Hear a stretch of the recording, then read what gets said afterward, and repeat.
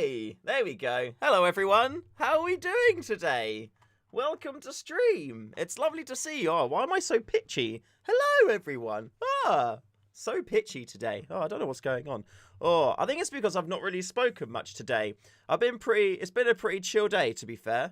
Why do I hear boss music? The boss is coming, Justin. That's why. The boss is on its way. I need to update. I need to change my I should have done this for. I'm not going to do it for this one. I'll do it for the next one because it'd be fun to be able to do my zoomy things during the these live streamy things. So I'll update it for next time. But yo, how's it going, everyone? Hope you've had a good weekend. Nicholas, hello. Nico, I remember you for chat. How are you, Nico? Hames, Harmes. Maybe I'm trying. Is the H silent? Is it like James but with a H? Harmes, let me know. I want to know how to say your names properly. Justin, you're an easy one. Tal, hello Tal, how are you? And Sunny as well. Hello Sunny. How are you all doing today? Welcome to stream.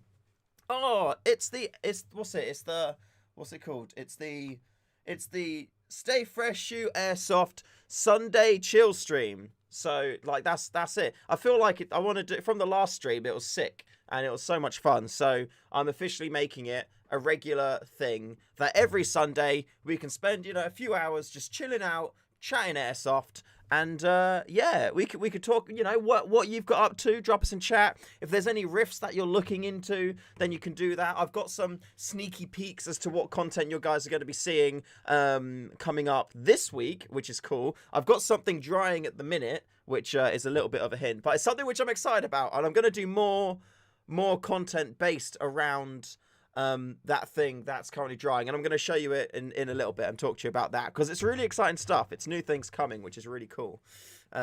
Tactical chill Sunday talk. Damn right, yeah.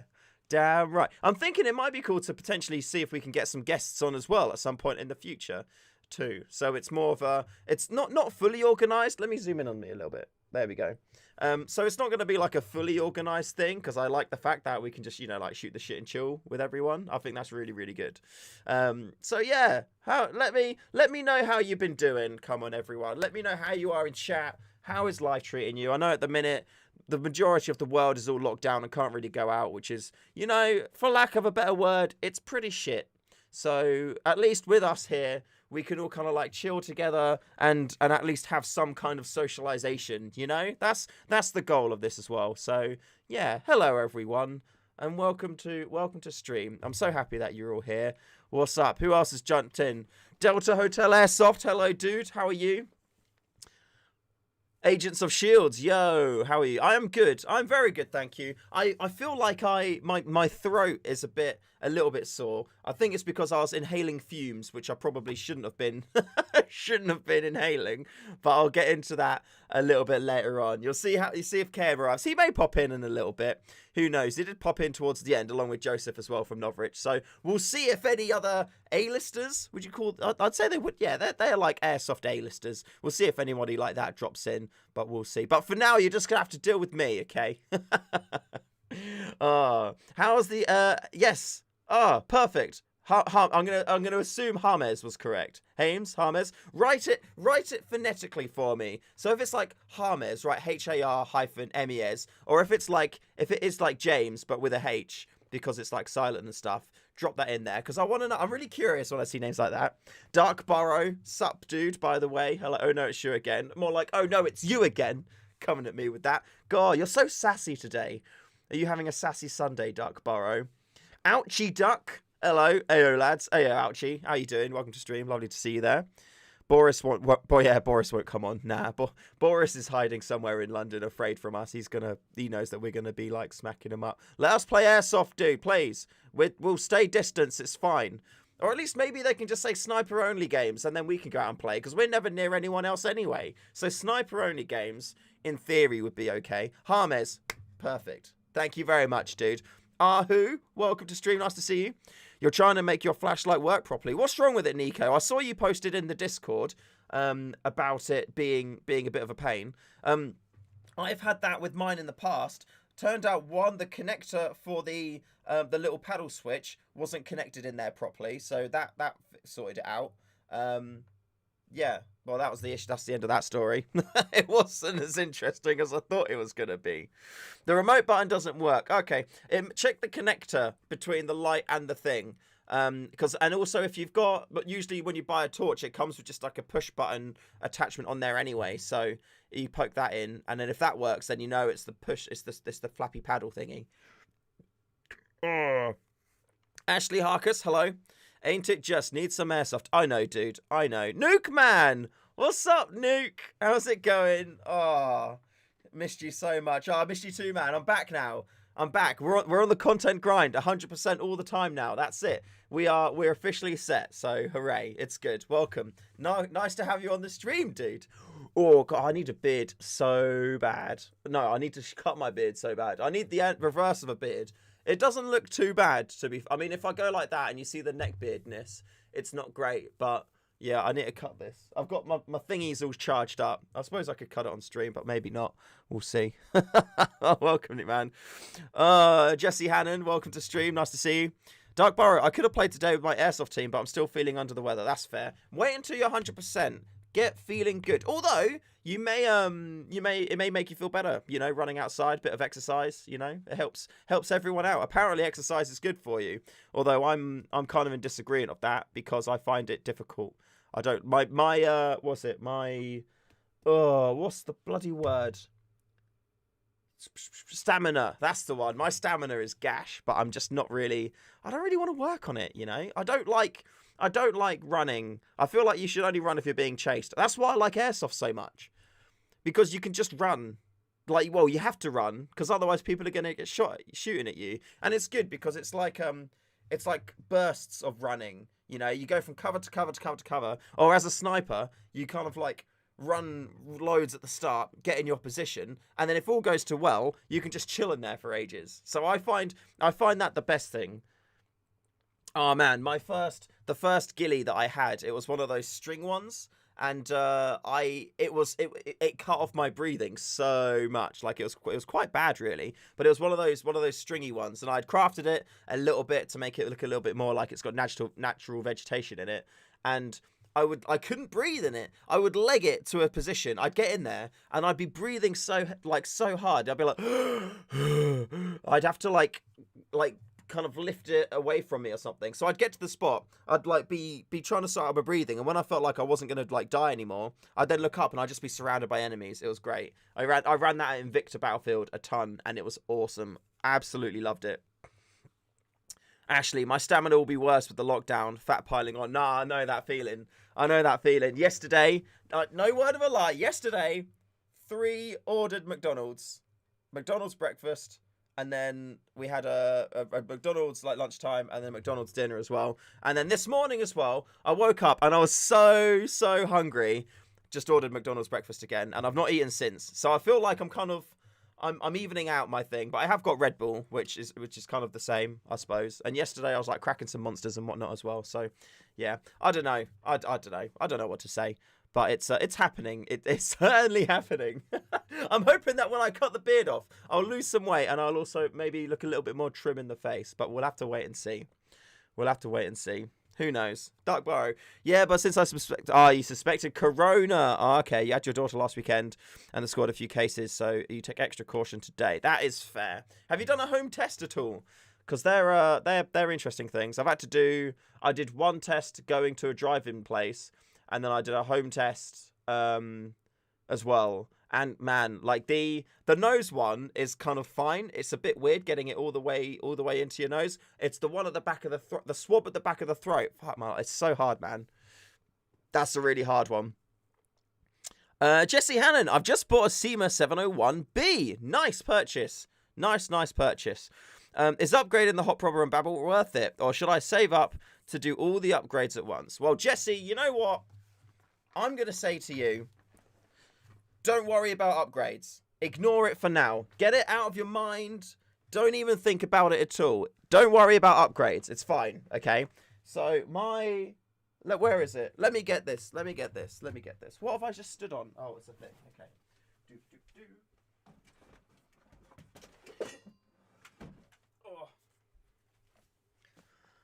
Oh, here we go. So, This here is my MBO3 VSR sniper rifle. Yeah, it is completely stock, and it's awesome. This thing cost me £54, brand new from Taiwan Gun. Rest in peace, by the way. Hopefully they'll ship to the UK again at some point in the future. And it's such a good rifle. Seriously, no modifications, no upgrades. I did take it apart, gave it a clean, put a bit of PTFE tape on it. It doesn't seal that well at all. Like if I cock it, hold the end, pull the trigger, it doesn't seal at all. But you know what? It's sick. And I love this rifle running it just stock. I did break it when I was trying to do an upgrade to it because I wanted to do the hop, just the hop rubber to see what difference that would have. However, the barrel wasn't the right type of barrel for the hop I was trying to put in. And would have needed some like modifications. I kind of couldn't really be bothered to do that. So I put it back to being stock because I want to run this as stock. However, I may be HPAing it in future, but I feel like HPAing it is fine because everything else in there, like the hop rubber, all of that's going to stay stock. But this thing, I bloody love running it because it's stock, you know? And the thing with every single airsoft gun is the airsoft gun is gonna... Every airsoft gun wants to run or wants to perform how it wants to perform. And what I mean by that is like this gun, this isn't an ultra far range gun. This is a kind of like mid to long range gun where for the top end, it may need a couple shots to zero in and whatnot. But this thing is... I love it. I love it so much. I understand how it works. I know where its strengths are. And I find it really, really fun using this rifle because I need to play how the rifle wants to play. And that's something which is very fun. Like that compared to my SRS, which is this bad boy here. I modified this and upgraded it so it was the short 16-inch version. But since then, that other gun was the MBO3, by the way. The MBO3. So this is my Silverback SRSA1. It was the 26-inch version, which is currently at now. I've since I've 3D printed and designed my own outer barrel / integrated suppressor on there, but you can see the barrels right at the end. I've shown it in a couple of YouTube videos, and I can't wait to actually get this in the field to see how this is performing at the minute. Like it's 7 in the video that hardly anyone saw because YouTube fucking killed it. It's 7 FPS under sight limits, which is, for me, absolutely perfect. So this is going to be staying as it is. I do have a Wasp piston to install in it, though, and I'm kind of curious to see what that's going to do. To be fair, the air seal on the Wasp piston, the difference is night and day. Like with that one, with the stock piston, if I put my finger over the nozzle, I can move the piston backwards and forwards freely. If I put the Wasp piston in, put my finger over the nozzle, I can't push it forward. It's literally like, it's night and day. It's amazing. So I'm looking forward to that. Is it the SEMA VSR10? No, it's the MBO3. I'm sure that you've got that now. I've said it loads, but yeah, sure, MBO3. Shoe, is that cap merch, and where can I buy? It is merch. It is merch. I'll get the link and I'll send it to you. There's a few things on there. Here you go. Okay, I'm going to say as well, I do apologize for the pricing of things. There you go. So that's the merchy bit. Actually, I'll bring it up on stream as well. Why not? Let's bring it up on stream. What do I need to do? Okay, so yeah, blah blah screen. Is this gonna work? Hooray! It does work. So this is the merchy things that are available for you.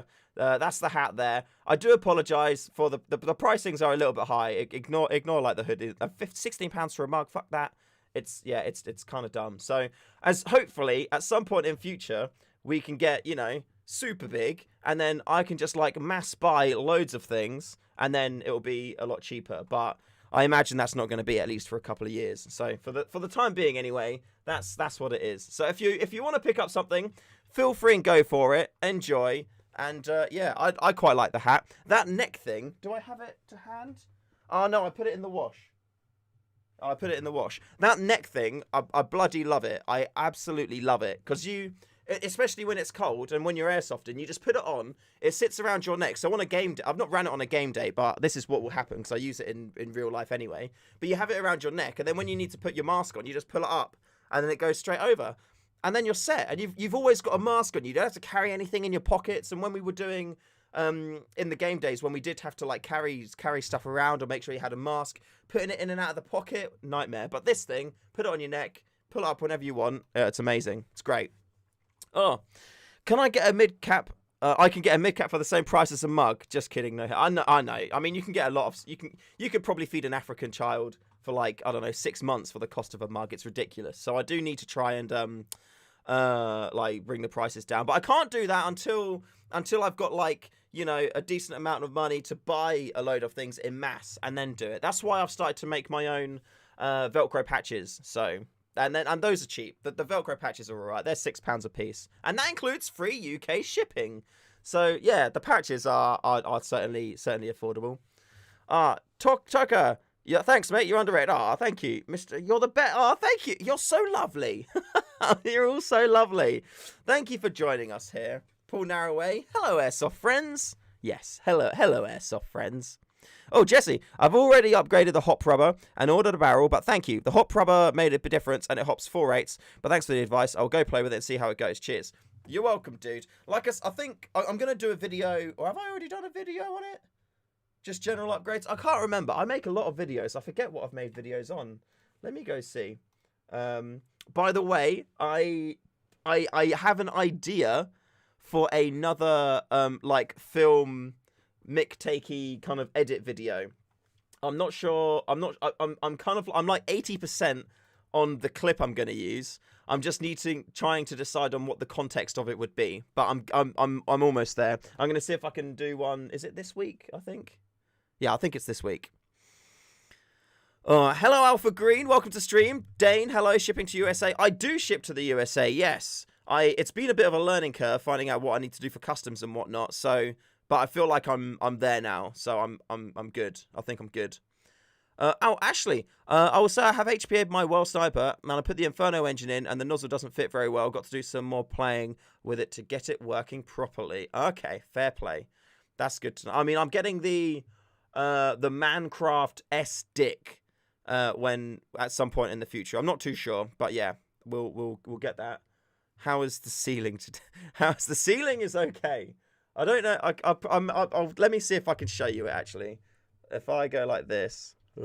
Oh God. Okay. Can you see it? I can't. Oh wait. If I go like this, there you go. That's the. If I get it to focus again, that's the. I wasn't lying. That's the offending hole there. There you go. Boom. The proof. the evidence is there. Don't tell my missus. She doesn't know. There we go. That's small. Roof. Yeah. Luckily it is a small hole. Good thing we don't use bigger than 6mm BBs. Otherwise it'd be a bit more noticeable. So. Oh God. Oh. What riff are you buying today? None. Hopefully none. I don't want to buy. I have been tempted to get some upgradey bits, but I haven't as of yet. I did have a little play off camera with the Action Army AAC T10, which is over in the corner. I'll grab that a little bit. We can talk about that a little bit later on. But I did play around with the Well MBO3, just like moving parts around in it, which was cool. So like it says, the cylinder like swapped over perfectly fine. The upper receivers didn't. It wasn't like a straight swap, mainly because I think of the hop block things. I'd have to swap those out a little bit. But yeah, the cylinders swapped over perfectly fine. You probably want to swap the nozzles over from the cylinders though in order to get the better performance. But then even with the stock and the Well MBO3 one, I wasn't getting like a perfect air seal. So it's going to need some work in order to get a perfect air seal. But for the time being anyway, it definitely could do with a bigger spring to lift that up. So I was tempted. When I actually bought two guns this week. But they're investments because they're broken. And I'm gonna repair them. I'm gonna do videos of me repairing them, and then I'm gonna be selling them on. So those were investments, okay? They're investments. So if anybody's looking for a new M4, let me know, and you may or join the Discord, because as soon as I fix them, hopefully I can fix them. As soon as they're working again, they'll be on the Discord buy and sell. So check that out. Check out the Discord. It's in the link in this stream, I believe so, below the video. If you haven't joined the Discord yet, what are you doing with your lives? Join the Discord, Get in there, enjoy it. So many people in the chat are in our Discord at the moment, and yeah, they're all lovely people. Hello, Hutchie. Welcome to stream. Lovely to see you. Oh wait, why is that? Is stream okay?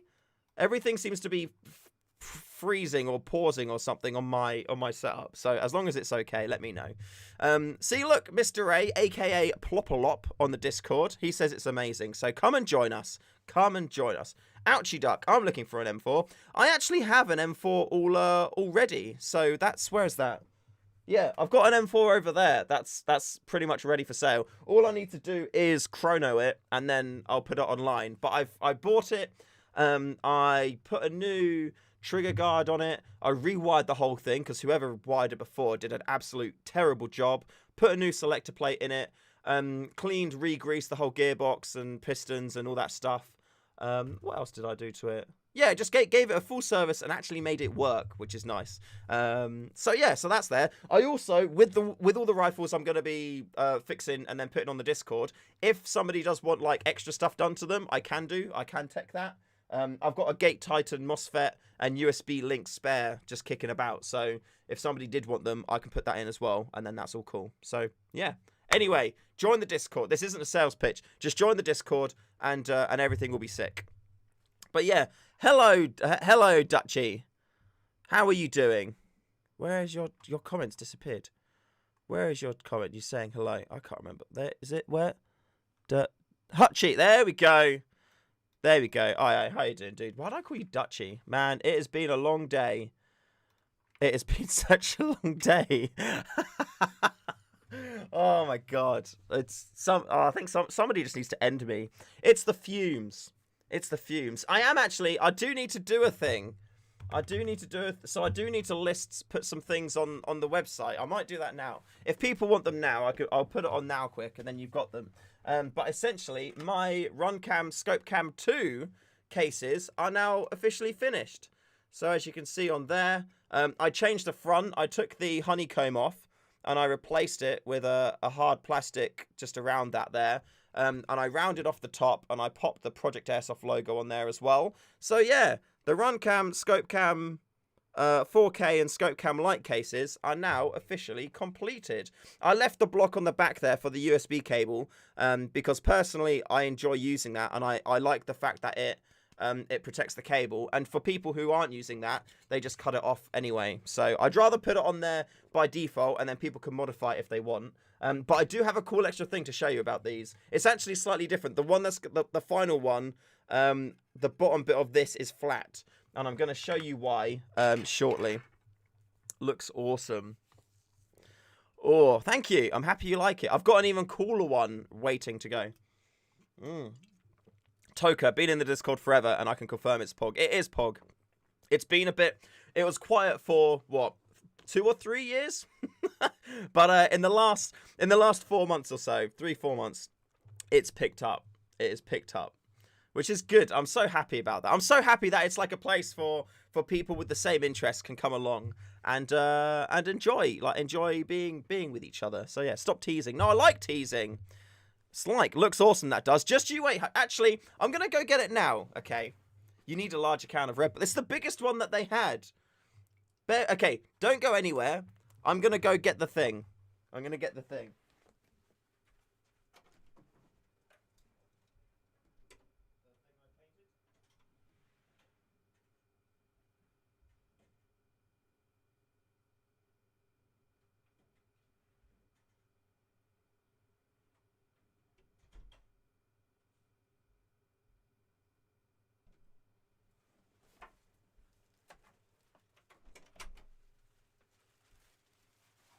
Okay, so this is going to be tomorrow's video and a little bit of something to talk about today, which is really cool. Why is the chair moving? It rotates on its own for some damn reason. So this is what they look like off the printer. I'm doing them in tan as well. I just wanted to do a couple of black ones. Although these ones I'll probably just give away because they're different to the final ones that I want to do anyway. So yeah, we'll just probably give those away. Why not? And this is what I did today. Look at that. Boom.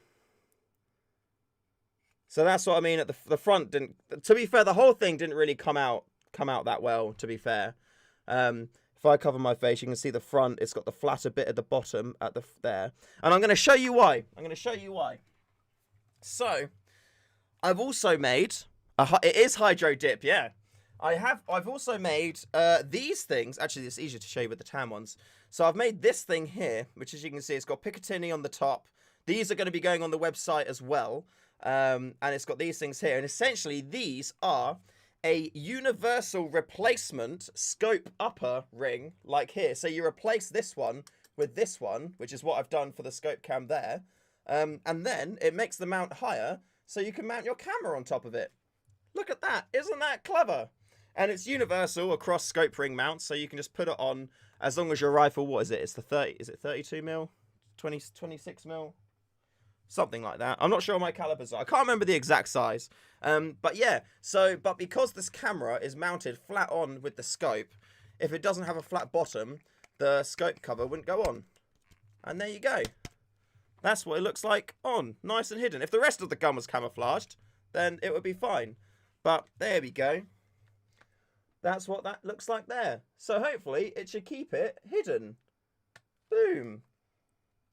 There you go. Just like that. Oh. Shoot. Okay, I'll answer that in a sec. So yeah, so I did a load. I've been talking to a hydro dipping company. I put in an order and they gave me an extra one for free, which was cool. So this is the grass texture that we put on there. And then I've got two other ones as well, like kind of like an autumn leafy tree one. And then this one's more of a, well, it looks very similar, but more barky and more tree related. So we're going to, tomorrow's video is going to be all about hydro dipping that thing. For the VIP patrons, it's actually going to be online tonight. So the VIP patrons, they're going to be able to watch tomorrow's video today, because I've managed now, I think, to organize my, to get my videos done a day in advance. So yeah. So that's really cool. So yeah, VIP patrons, you'll actually be able to watch that video tonight, which is really cool to see. Rest in peace, Dirty Bomb. I know, gone but never forgotten. I jump on there every now and again, to be fair, and have some games. Although now, because I don't have my dev tags on there, people are like, "Oh, you're not the real Shoe." Ooh. And I'm like, okay, I'm not even gonna argue that. Just, it's fine. Just don't believe me. I'm just gonna shoot you and enjoy the game. That's what I'm gonna do. Oh, am I going to go to Insomnia once it starts again? Probably. Yeah, I don't see why. No, actually, no.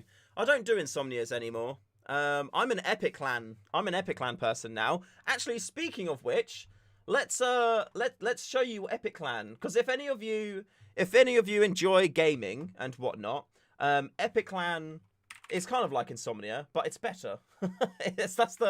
That's the easiest way to think of it. And I actually do hosting for Epic Clan. I do my own. I've got my own segments on there. I do like host games and things like that for it. And yeah, like, it's sick. Epic Clan is really, really cool. Let me see. It's my web browser just not working at all. It doesn't seem like I can. It seems like my internet is just absolute garbage right now for some reason. Like, the stream works, but maybe Chrome is dead. Has Chrome died? I think Chrome may have died. I'm gonna restart Chrome, or is it just my computer? I just tried to bring up my task manager, and now that's not even working. So, oh yeah, Firefox. Let me try a different browser. No, it's my computer. Okay, yeah, it is. It's my computer. Oh my days. Okay, I opened up the start menu and the start menu has frozen. So what we're going to do is we're not going to touch anything else. And if for some reason stream dies, just tell me and then I'll just restart and we'll be all fine. But for now, we'll leave it. We were at I-6059 playing CSGO together in a team with 3 other randoms. Ah, bang it. Ah, sick. Mate, that was probably the last. That was the last. I-series that I went to. It was good because there was a few DB people there, which was cool. So we had like a kind of a very small community meetup. Oh, you still have the t-shirt. I still got my sunglasses. Where are they? They're in one of these here. I've still got one of my sunglasses set up here. Not that one. Is it this one? What was the... I can't remember the team name. Here they are. Yeah. Emster. That's the one. I can't remember what it stood for, though. MSTER? MSTR, something like that. Yeah, I can't remember exactly. Mster. But yeah, I don't know where my t-shirt is. I'd imagine I've probably got it somewhere. But, oh, it's gone. What was your game name? Because I don't recognise Lonesome Toast. What was your game name? I don't mind wearing these, actually. But you can see, I have them by my window and they get covered in pollen. Isn't that insane? Like, that's terrible for me as well. I've got really bad hay fever. Have I got something to wipe them on? A t-shirt. Emster of Puppets, yeah. It was supposed to be like a mixture of like Monster, Master. Like, it was just like whatever. It didn't mean anything in particular. It was just Mster. And then I made t-shirts for us all to wear. And yeah, good times. What gun are we going to make you buy this week? I've actually already bought 2 guns. I'll get the AAC T10 out, actually. And we can have a cheeky little look at that together. Boom. Oh, look at that. I'm like Casey Neistat. I love wearing sunnies. Have I got my... Oh, no, I think my other fancy ones are in by the front door. So I don't have those here. I feel like sunnies suit me. But I have been wrong about these things in the past. I feel like I'm like 10 times cooler now. Do you agree? I've got these super dry ones as well. Let's try these on. Let's see which ones are better. Oh, you guessed my size was XL and I was an extra small, so it was hilarious when we met up at the Weatherspoons. Wait, I don't know. I didn't know. I was just trying to get t-shirts for everyone, and I knew that an XL will fit everyone. That's the good thing. You can't put somebody in like a small if they're like huge, but you can put a small person in a huge. Let's try these ones. All right, which ones? They're the aviators. I think I prefer the... Nah, I'm not... My face doesn't fit aviators. My face does not fit aviators. These are much better for me. There we go. Boom. Right. Sunny's sorted out. I look so much cooler now. Maybe I should just do all my videos with sunglasses on. Where's your local site? Ooh, it's tricky, really. I don't really know... If somebody... Yeah, I mean, if somebody said I had to pick what my one local site would be, I would say it would be Invicta Battlefield. It's about an hour's drive away from me. And I think I've probably played there the most out of any other airsoft site. But I made the decision not too long ago that I wanted to... Well, now it's kind of a while ago. I made a decision maybe a year or so ago that I wanted to try and play at as many different airsoft sites as possible. Because if you play at the same airsoft site all the time, if you play the same airsoft site all the time, it's good because you get to know the map and the layout, and you get to know like all the good spots and things like that. But I feel like you start to lose a lot of variety in you know, knowledge and experience and things like that. So I thought that it was good to try and go to as many different sites as possible, because when you go to a new site as well, it's much more reliant on your own skills and your own abilities as opposed to, you know, your site knowledge. So I kind of feel like when you go to a new site for the first time, it's a really good indicator of how good at airsoft you actually are. Because if you go to a new site and you're terrible there, then you're probably terrible. If you go to a local site and you're sick, then it just means that you know the site really well. But if you go to a new site for the first time and you do pretty good, then that means that you're pretty good, you know, because you've gone in completely not with no knowledge and yet you've been able to perform well. So I think going to a new site like that is a really good thing. Oh, Cammy in there. No gun purchases. Okay, well that's. I'll try my best. I will try my best. Cammy is my beautiful lady. She's in the room next door, and she said, oh my god, she said one. She said just one. We have got the okay to buy a gun, everyone. We have got the approval to buy only one.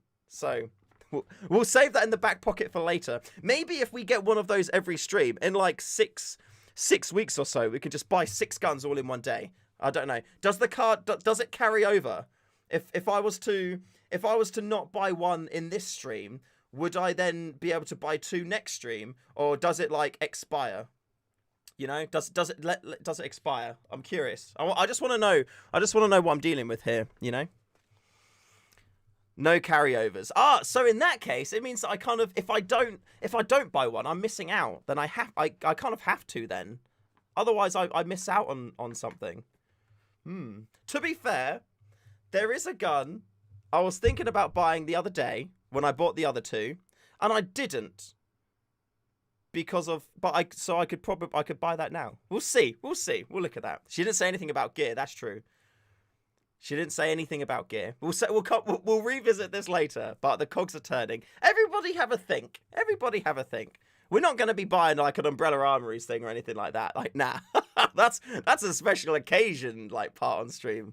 So we'll do later. 6. Shoot, before I leave, can you say something like "Welcome to this day, Bob Merc Roll Call" or something? I missed it and my mental health needs it. Okay, I will do. So for those of you, for context purposes, I used to be a community manager for a game called Dirty Bomb, and when we released a new character, I would voice over the videos, and yeah, this was one of the lines in the videos. Okay, so for old time's sake, here you go. Which one shall I don't know, maybe me? I'll use my name. I'll just go Shoe. Here we go. Welcome to this Dirty Bomb Merc roll call. Now hiring Shoe, Airsoft player extraordinaire. There you go. How was that? That was no prep. Usually I'd have a warm up and practice to get it right, but there you go.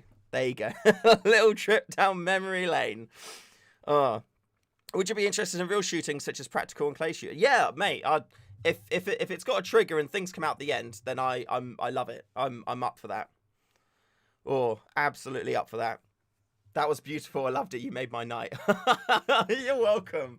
I'm happy. I hope that helps your mental health, dude. But yeah, have a good one, man. Thank you very much for coming into stream. Lovely to see you. Mustang, have you been to Gunman Airsoft Midlands? I have not. I have not been to Gunman Airsoft Midlands. The only site I've been to up that way was Phoenix Airsoft, and I saw somebody put in there before. Dale, yeah, you are. Dale asked what my thoughts on Phoenix were. And by the way, Xavier, hello from Portugal. Hello to Portugal from England. Thank you for coming in. Thank you very much for joining us. Thank you. So yeah, Phoenix. I really enjoyed Phoenix. I thought Phoenix was a good site. I've played there. The cool thing I like about Phoenix is that they do Saturday and Sunday games. So for people like me, where it's a good 3-hour plus drive, it's great because I can drive up there either early on the Saturday morning or the Friday, have a hotel the Friday and the Saturday night, and then drive back on the Sunday. Or even if I'm not going to do anything on the Monday, I can drive back I can stay in the hotel the Sunday and then drive back on the Monday. And the hotels there are super cheap. It's like Premier Inn, Holiday Inn, something like that, which is really, really good. But yeah, I really enjoyed the site. I got a little bit lost at the start. I watched a couple of videos online of like gameplays, and I didn't really feel like it helped too much in terms of understanding the layout and knowing where I was going and that kind of thing. Like I'd be running around and I'd be like, oh, it's that thing, oh, it's that car, oh, it's that building that I've seen. But when you get there, I don't think there's no real YouTube videos I can super recommend. Actually, on the day though, the one that Nico made, name's Nico, his video was actually really good in kind of like showing off places. Like when you watch snipey ones like Mustang and whatnot, because it's always just like trees and things around, it's kind of tricky to know like, oh, it's that bush. But with Nico, because he's more like M4 building, clearing, CQB kind of gameplay, it's much easier to recognize whereabouts you are in the world. And it was nice having those points of references. It's like if I need to go somewhere I've not been before, I'll Google Maps it in Street View, because then once you recognize it, when you get to where you're going, you can go, you you feel like you've been there before. You feel like you've got a bit of experience, a bit of history, and it makes it a bit more comfortable. So it's really nice. Grave Stoner, I'm at work. Just popped in to say hello, Airsoft friends. Hello, Grave. Thank you. What work do you do, Grave? Where do you work? What are you doing? What are you up to? Combat Raiders Airsoft for the people. Hi, sorry I'm late. Shoot. Don't you worry. I'm just happy you're here. Welcome to the stream. Lovely to have you. By the way, look, I got a new tooth. This one. Look, it's not broken anymore. Ah, look at that. It's back. I didn't 3D print it. Although I am tempted to re-edit that video and then upload it and then just be like, this is the tooth I printed. So, yeah, it's on the way. It's almost finaled. This is the temporary tooth to go on. And then in, what, like 3 or 4 months' time, I'm going to have the proper final tooth put on. So, yeah, good stuff. Come on, what gun are we going to make and buy this week? Yeah, go on there. I'm not a GBBR person, okay? And I don't like recoil. And I'm not looking to HPA. So, there you go. There's a few things there. Restaurant manager, Super Bowl Sunday here. Oh, it's Super Bowl! Ah! See? I've got a crate. I've got a fridge full of Bud Light. And I'm not really sleeping that well at the minute. So, it's the perfect excuse not to go to bed until like 4 or 5 a.m. Hooray for Super Bowl! Oh, I hope we get a good meme out of it as well. I miss the Left Shark days. I do love Left Shark. Would you be interested in a USWA1? So, I really loved the idea of it. So when the USWA1 came out, I was like, that looks really cool, and really, really liked the idea of it. But you know what? Because it doesn't have full auto, that's what ruined it for me. Because it uses the CZ09 mags, doesn't it? It uses the CZ mags. Which is cool, so there's at least some compatibility. But I did a video on it, actually. Did I do a video? No, it was in one of my old podcasts. When they made the announcement of that, I did a comparison between that and the AAP01. And between the two, I was like, AAP01, like, all the way. It's cheaper than the Universal Service Weapon, the USW. And if you do want to, like, put a folding stock on it, it's like an extra 40 quid. And then it brings it up to about the same price. But then you've also got full auto, and you've got the Glock compatibility. So I was just like... between those two, AAP01 all the way.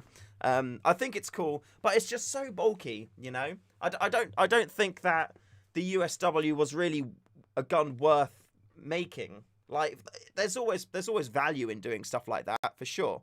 But I don't think it's I don't think it was really filling a gap in the market besides just being made so people who like that real life, real steel thing can use it. But at the same time, it's not really like a super popular gun. You know, it's not in any Bond films. It's not in any, you know, fancy movies or anything like that. It's not been, you know, made super famous or popular. So, yeah. I do not know if it's possible to mod it to full auto. I do not know. But you'd have to... It would be quite a job. So I'd imagine maybe like Action Army could have potentially made a thing for it. I don't know, but I feel like the AAP is in a better spot, and the Glock compatibility means that there's tons of, like, you know, drum mags already available for it. And sure, you could probably mod one to work with a CZ if that doesn't exist already, which I imagine it probably would do. But yeah, I'm not the USW. I'm not into it. What sites would I like to get to? Humber.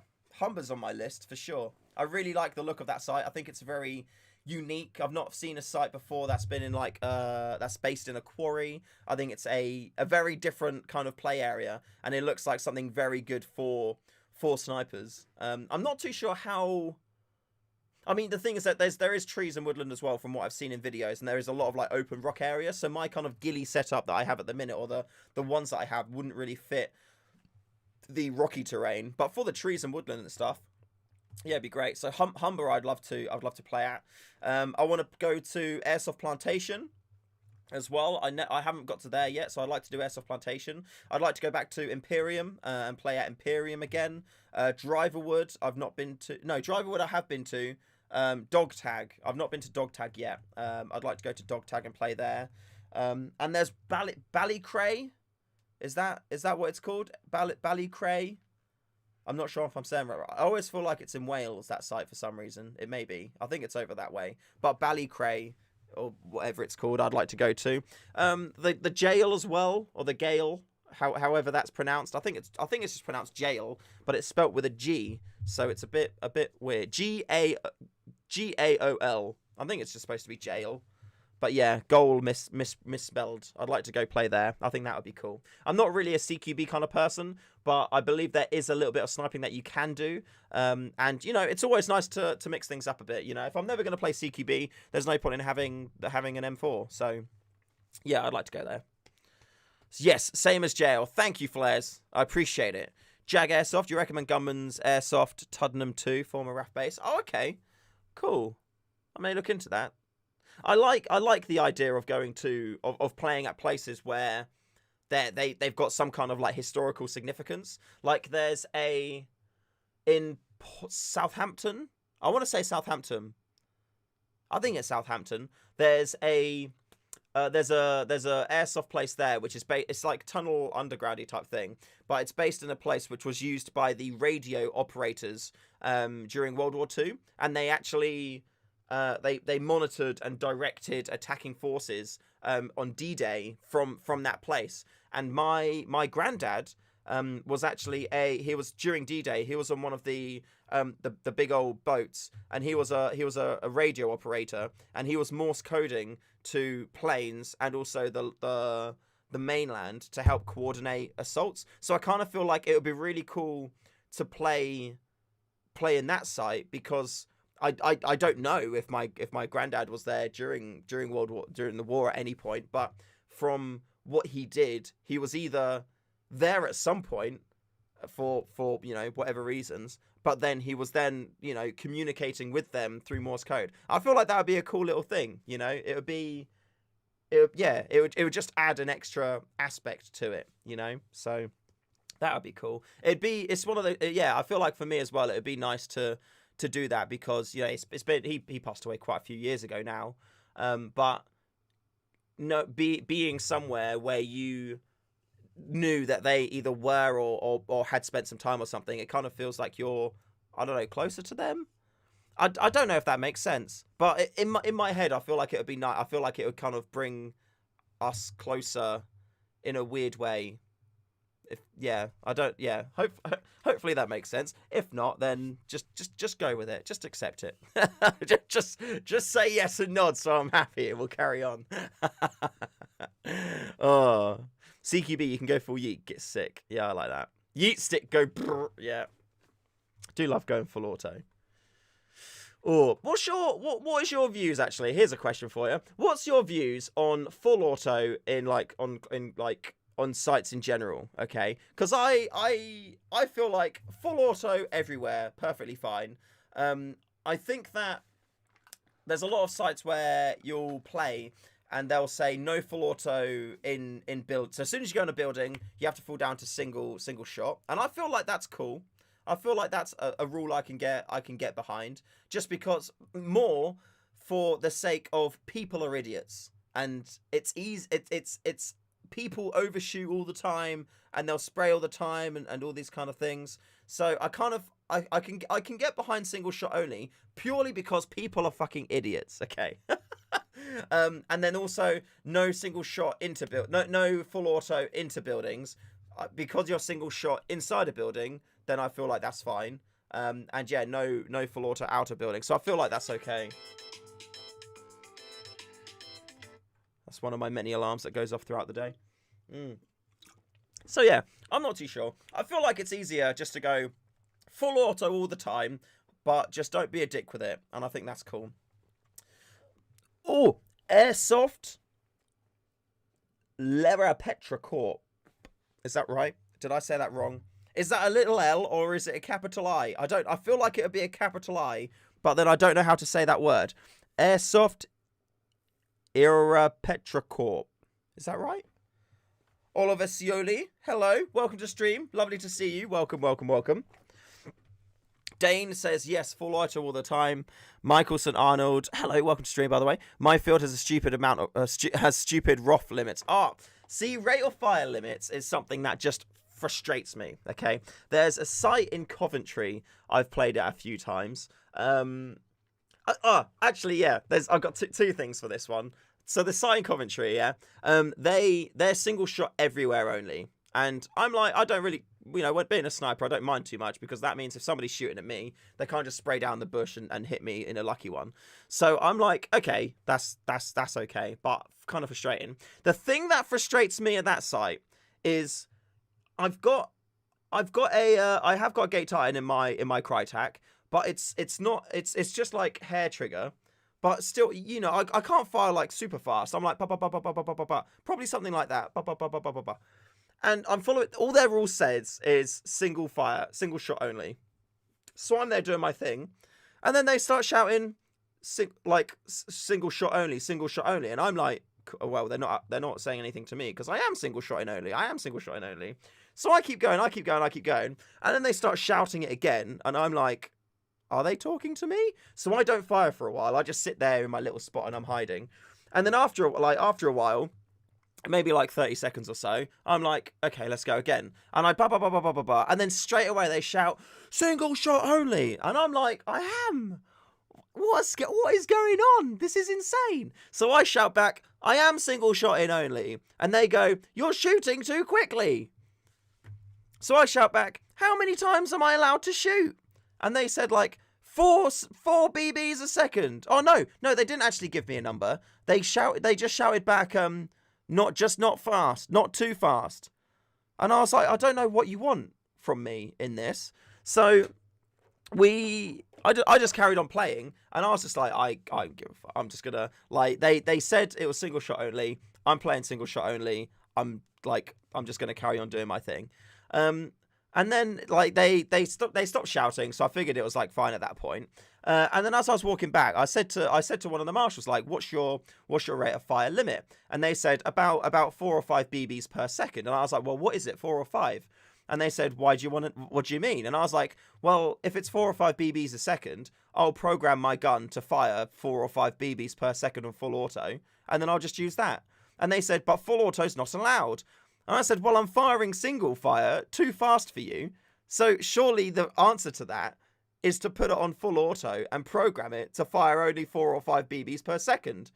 And then that makes sense for them. And they were like, no full auto. I was like, okay, well, fuck you. I'm just going to fire as I want to fire. It's not even like I had the gun set to the IO settings. So it fires on trigger pull and it fires on trigger release. I could have doubled my rate of fire and being within the rules if I wanted to. And they were just like, I couldn't believe it. It was just, at that point, I was like, this is just a meme right now. Absolute meme. Like, I'm done trying with this. It's so dumb. Oh. Airsoft Corps. I'm going to say Airsoft Corps. Because I'm not too sure how that word is. If you write in the chat how I can say it phonetically, then I will do what I can there. But until then, I'm just going to say Airsoft Corps, so I'll make sure I at least say that bit right. I hate limits like that. Just make sure to limit the BB/mag, and I'm okay if somebody sprays me. Yeah, I think that's cool. Like, I mean, that'd be interesting to do if you went to. I mean, I guess that's more milsim as opposed to something else, isn't it? You go to a site, and they'll say, like at Imperium, we did a battle sim, and that was limited. I think just say ACO, and we're okay to go. Okay, cool, ACO. Sick, that works. Airsoft core, not corpse. Okay, I thought okay. Sorry. Well, I'm saying ACO now. I'm sorry. I make 3D prints too. Could I put my designs on your shop? You would get a cut. Nov offered me a job, but I'm a student and can't work for them full time. Oh, that's a shame. That's interesting though. That is interesting. I've not thought about doing that before. But that is interesting. DM me. I'm curious. The Marine Corps. Yeah, that makes sense. Shoe, your opinion on orgs? Waste. Don't buy them. No point. No point in orgs, I don't think. Like, they're... Yeah, I don't think there's really much of a point in there. The problem with orgs is the trigger. Because they have the trigger, which is... You pull it a little bit, and it fires one. You pull it all the way... and it full autos, and sights, there's no way to out the box lock it to single shot. So if you go to a site that runs a stupid rule like single shot only everywhere, or to be fair, like if they do single shot in and out of buildings, then I'm kind of like, I'm thinking about it, then you can't run the org. Because you're only locked. It's on the figure control, and sites won't allow you to do that. Because some of the part of the reason they'll either have two reasons. One is because they don't want to have people faffing about full auto people in the face, and the other one could be insurance. Their insurance may dictate that they can only fire semi-auto on their site. So if you've got a gun that is super easy, like if you slipped or fell or you reacted like that and you pulled the trigger all the way, that's full auto. So I personally wouldn't go for org. Also, from what I know, it could be incorrect, but I don't think there's a lot of variety in the platform in terms of like upgrades and things like that. So I'd probably just not worry about it. Aiko, you seem like a person that has shit figured out. Thank you, Airsoft related. What is your opinion on DMRs? For example, we have just 762 platforms only. We have our reason. Okay, so it's my kind of like next dream gun, which I know I'm like years away from acquiring, would be a M4 platform, HPA with an aero stock. So I'll have like a 13 or a 20 or a 0.25 thing tank in the stock. So an aero stock, little canister in the stock, and then long ass barrel, like probably like a 500mm barrel, something like that. And then I'll run that as a DMR. I love the idea of DMRs. I do have my Scorpion Evo DMR conversion thing, which I've taken out in the field once, but the trigger broke. So it's since been back to the people that did the upgrade. They put in 2020 fresh electronics into it. They did the hot rubber because that was torn, and that's all ready to go. The only thing with that is the noise. And as DMRs go, apparently, like as AEGs go, it's not super loud. It's not insanely loud.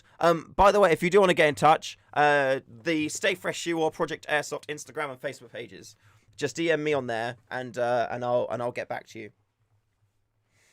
So yeah, the reason why I'd want to go HPA DMR is for the noise factor. It's super quiet, and yeah, like any movement when you're in a position will give you away. So say for example, if I'm like in a hide position and I'm not in a bush, because I like to play out in the open. If I'm just on the floor like this and I've just plinked one down range, and don't worry, it is empty. I know this for a fact. I then need to from here, if I am gillied up or whatever, I then need to come here. I need to do that, and then we're ready to shoot again. But the problem with that is that's movement that people have to see. That's movement that people will see. So if you're on a DMR, you can just go plink, plink, plink, plink. And the trade-off is potential sound. So each shot, you can either have the motors going in an AEG, or with a HPA, you'll have the same volume of noise, or less volume of noise, than just a bolt action, and you've got the benefit of not having to actually, like, cock the thing. So, yeah. So I think DMRs do have a position in the sport. I just think that there needs to be the sound aspect for me. I feel like if I'm in the very... Oh, we have... Thank you.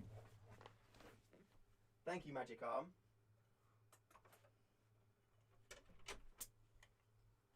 Oh.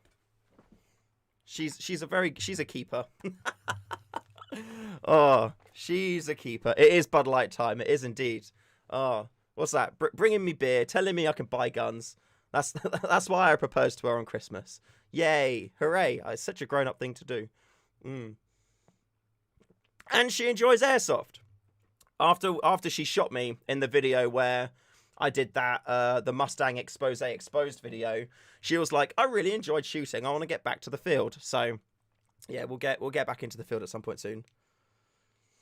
She does approve of Airsoft. She really enjoys it. In fact, the first time she played, we went to Splatoon Airsoft, and it was me, her, and a dude from our building. And her very first kill was shooting him. So the guy that we knew, he was on our team. So she shot him on our own team, and she shot him in the face, and it was a bit of a spray down in his face as well. So it was somebody we knew on our own team in the face. And that was her very first kill. And the rest is history. But she loves it. She gets proper involved. She loves running around. Yeah, like she's good to go. Like she loves it. So it's good. There she is, Chaos Cammy in chat. Everybody say hello to Chaos Cammy. There she is. Legend. We'll figure out what gun it is that we're gonna get. Although I will need to restart my computer before we do that purchase. So I may look on my phone to find it and then buy it afterwards. Maybe we'll see. Either way, I'll let you know. Yeah. Does she have a sister? She does, but unfortunately they're not available. Sorry, Laszlo. Good try though. Good try. Silly Gilly, welcome, dude. Nice to see you. I appreciate the offer of that, by the way. I would like to give it a go.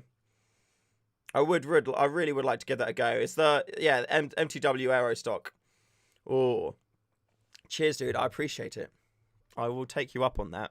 The problem that I find at the minute is I need to run that in the field to see if I actually like it. Because if I do like it, then it will stay. If I don't like it, then it will go. The reason why I got it was I was like, I'm years away from getting like the proper full-on, like Aerostock DMR. So this can be a stopgap and do me over until then. So that's why I've got that. But I haven't run it in the field. It may be that I don't like it. If I don't like it, then I'll just get rid of it. But I've got the SSG 96 to still use more of because I'd like to do some more gameplays of that. The SSG 10 to run. The SRS I've all modified and sorted out and whatnot. I've got the Well L96, which I want to upgrade and test out in the field and see how cheap I can get an effective SSG 96 to see if it's, if you can match the SSG 96 performance with a cheapo one. Things like that. So there's just so many guns to use.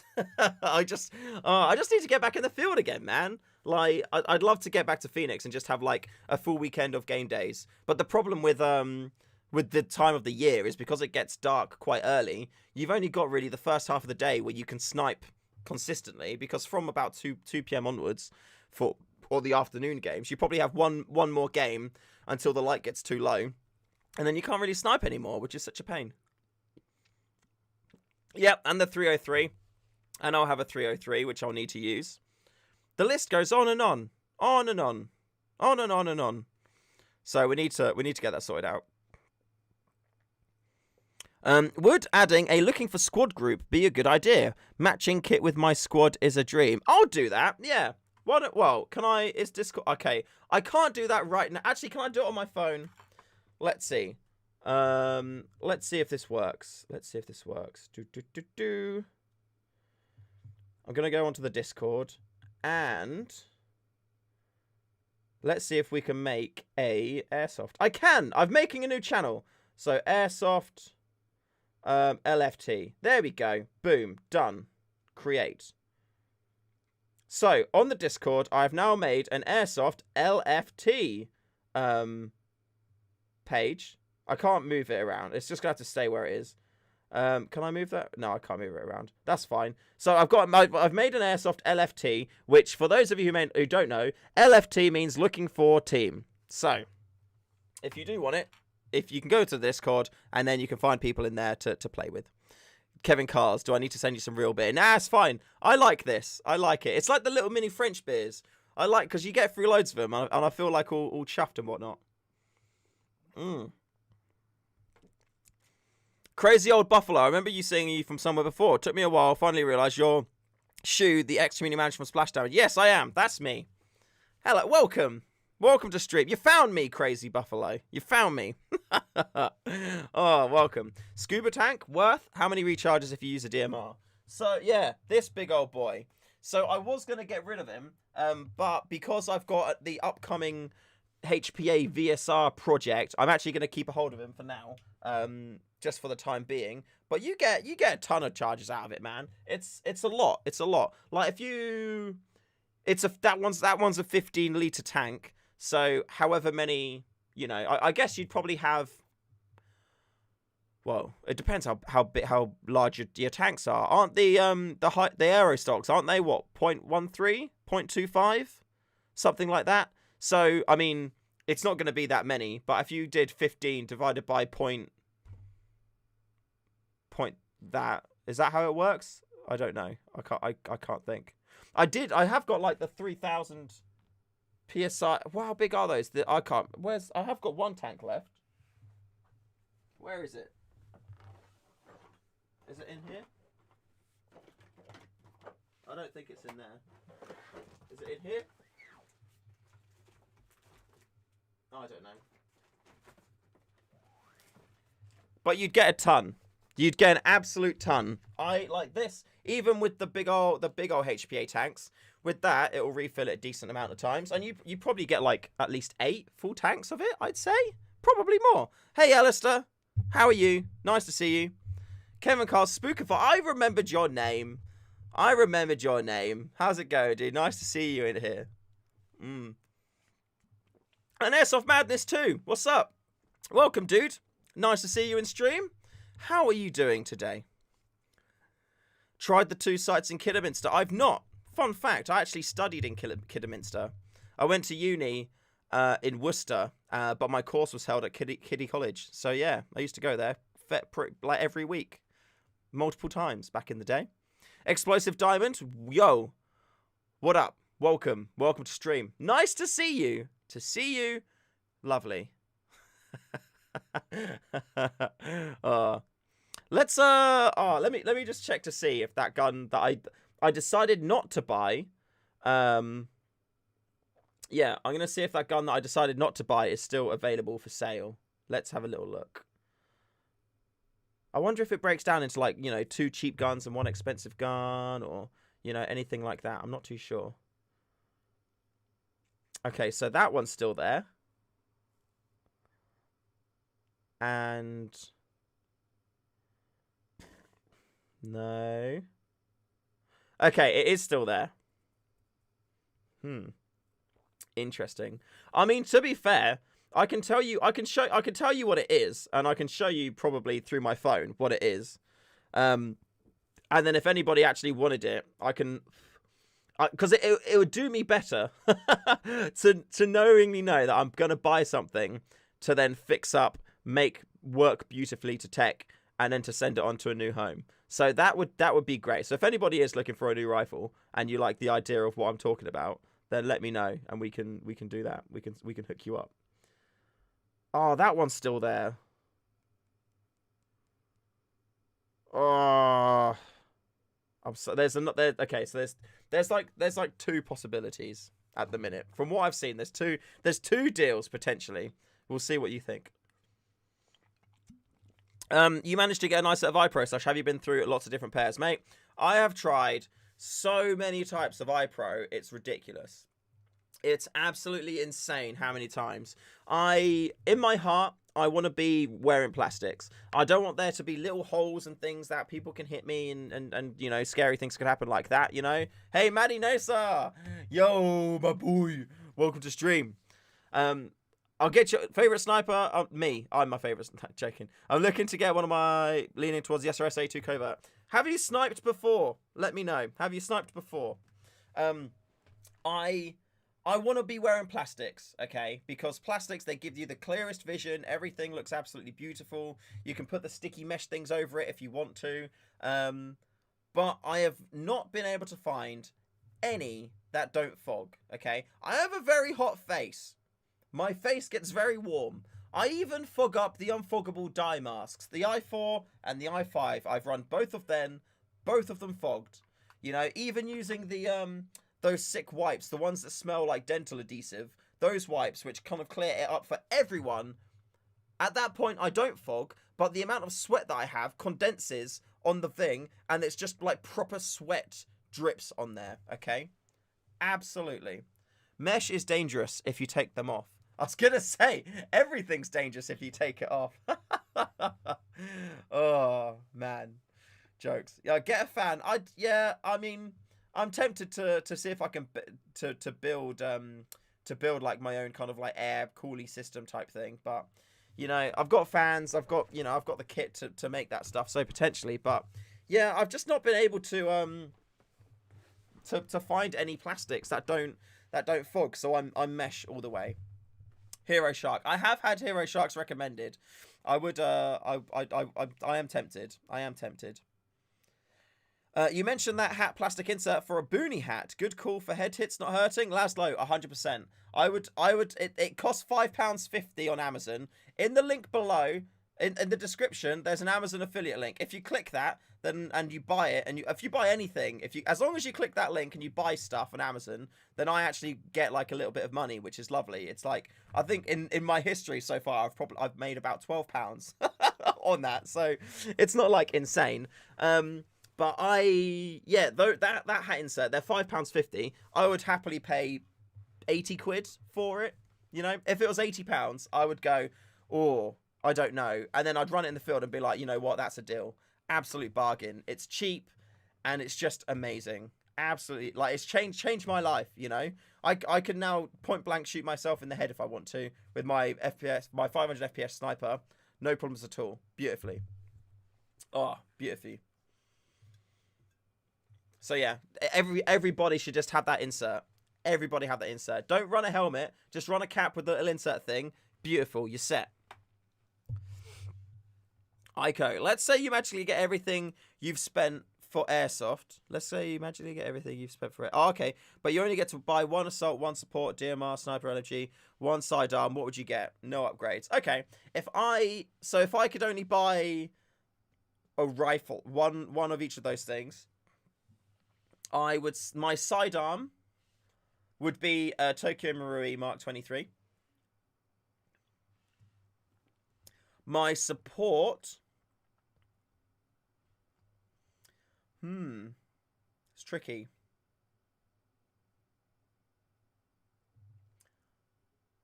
I would probably, at this point, I would probably, it's tricky.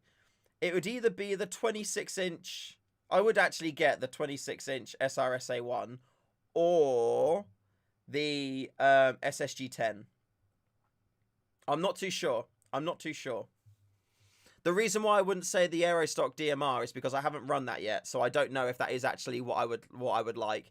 I know the 26-inch version of the SRS is just it's so unfair. It's so unfair. I was hitting a guy. I hit him 3 times. Okay, so after the first shot, after the second shot, I knew that what I was doing wasn't allowed. But then I did the third shot anyway, just because it was fun and it was okay. So it was at Reforger Airsoft, and he had a helmet on, so he wasn't feeling any pain. Okay, and he was in this building that didn't have a roof on. And at Reforger, the rules are if there's no roof, you have to treat it like there is a roof, so you can't shoot into buildings. Yeah, and I could see, I was about 70 meters away, and I could just see the top half of his helmet. And the first shot, I was just like, just going to see if I can hit him. And it was the first game day I ran my SRSA-1 26-inch. And the first shot, boom, brained him. Straight on the head. And it was on the helmet, so it's fine. And he kind of like started looking around like this. And I was like, no way. I'm going to see if I can hit him again.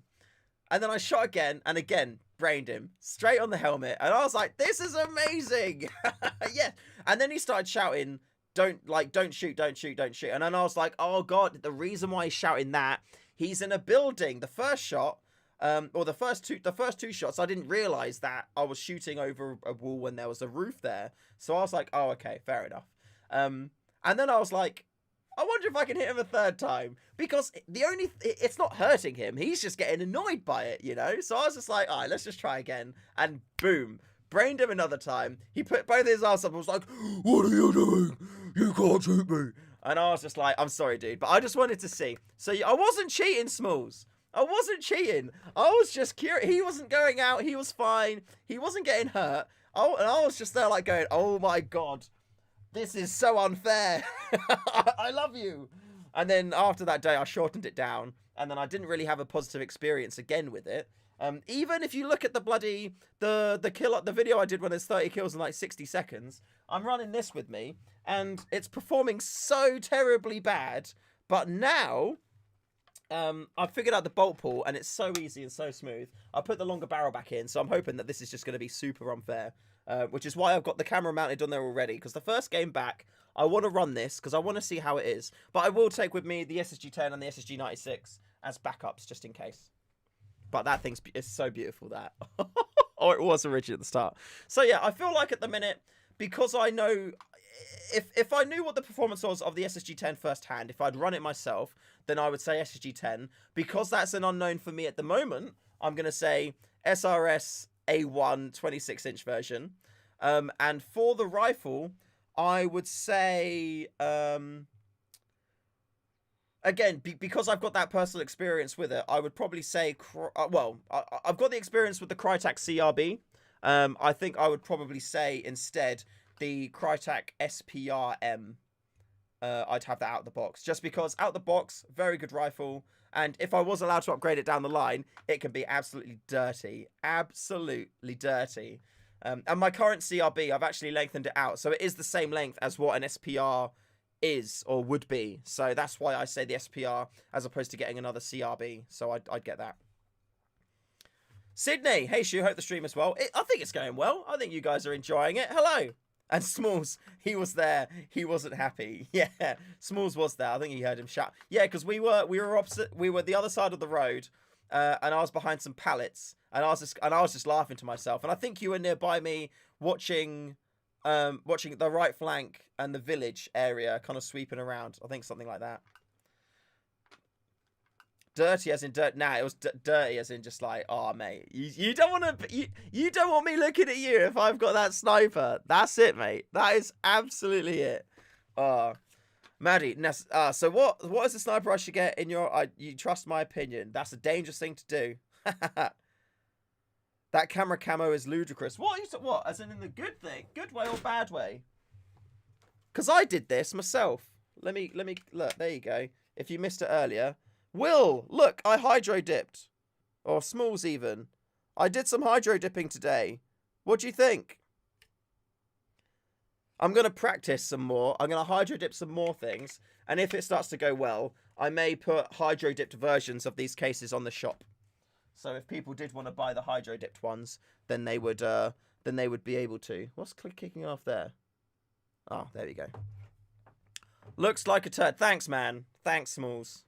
Always there helping out, giving your 2 cents. So a sniper for you to get. So, okay, Maddie. Do you feel confident upgrading rifles, or would you like a out-the-box solution? That's a good one. And what are you actually looking for? What do you want to do? It's tricky. Do you want it to be easy when you snipe? Okay. Because if you want to actually, like, you know, test yourself and have a challenge, then I would say the Well MBO3, £54. Every single person who snipes should have this rifle. It's an amazing rifle. I bloody love it. It's the most gun you're ever going to get for that amount of money, you know? Absolutely lovely. So, but you have to learn to play how the rifle wants to play. And that's a really fun challenge, and it's a fun experience. So, if you were looking for a learning experience and to, you know, have a bit of fun, then I would say the Well MBO3. Fantastic gun. Absolutely love it.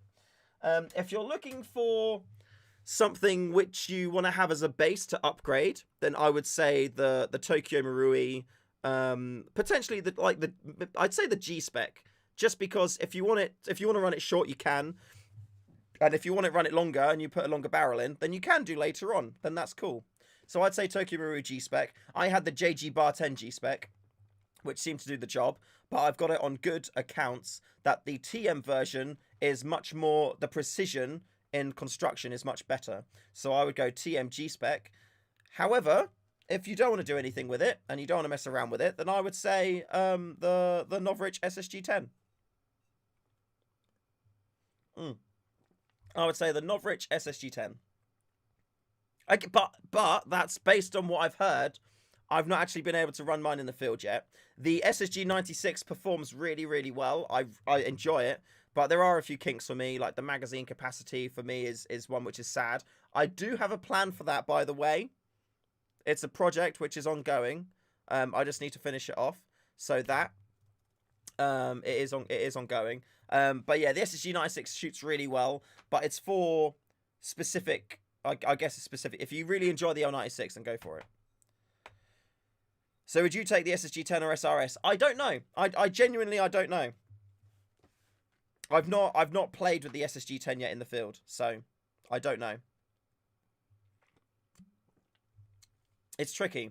It depends on money. If I had £600-700 to spunk on a gun, I would get the SRS. If I needed to be more frugal with my funds, I'd go SSG-10. The SRS is hot.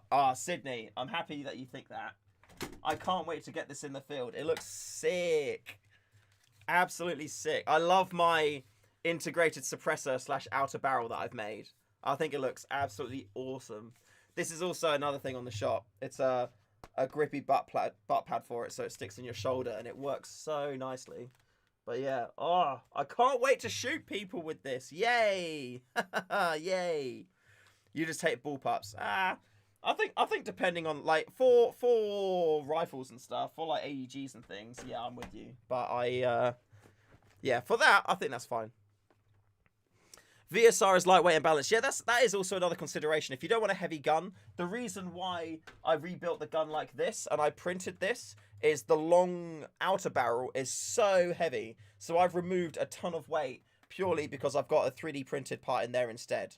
So that's something to be cautious of as well. I found that one stock, it was really heavy, like, and that's without cameras because that was before I was filming. And the other scope, the scope I ran on that rifle, it was lighter than the Norwich scope as well. So now it's gonna be kind of like a trade-off. I've removed weight by taking the heavy metal outer barrel out of it, but I've added weight onto it from the bigger scope and the cameras and the battery pack that's going to be in there and stuff like that. So it's a bit of a trade-off. But yeah, if you want a light, cost-effective and highly performant rifle, then I would recommend the SSG-10. If you've got money to spare and you want to be, you know, one of the SRS cool kids, then yeah, SRS. What is it? The A2, essentially everything's so I've heard that the A2 is lighter, but the weight that you miss from the A2, you're losing a lot of quality in the build. So they've essentially made it lighter, but they've also made it not built as good. So I've got it on good recommendation that even if you are looking for an SRS, it's still better for you to go for and get the A1 version for the build quality as opposed to the A2. So yeah. The great thing about the SRS as well, which I bloody love, is the teching of it is super easy. So if I want to get the spring out or anything like that, remove this little thing, little clip there, poke that up just like so, and there we go. That's it. Butt pad off, spring guide, spring, and then if I pull the trigger as well, piston, cylinder, bolt handle, all there. So yeah, so it's so much easier. Like, I mean, to be fair, the SSG-96 is easy to do that on as well. Like, L96s are quite easy to do, but this is just, you know, in terms of maintenance, cleaning, if you go to a site and you need to alter your spring, it's so easy to do. And the fact that you don't have that, you know, a closed cylinder like in the VSR is a very big plus as well. There we go. Just like that. Just like that. Literally, SRS. Boom. That was spring, cylinder, everything out and back in. Yeah, the SRS, the A2 is lighter, but I've heard that it's better to have the A1 because the quality of manufacturer is there more than it is in the A2. So, something to be aware of.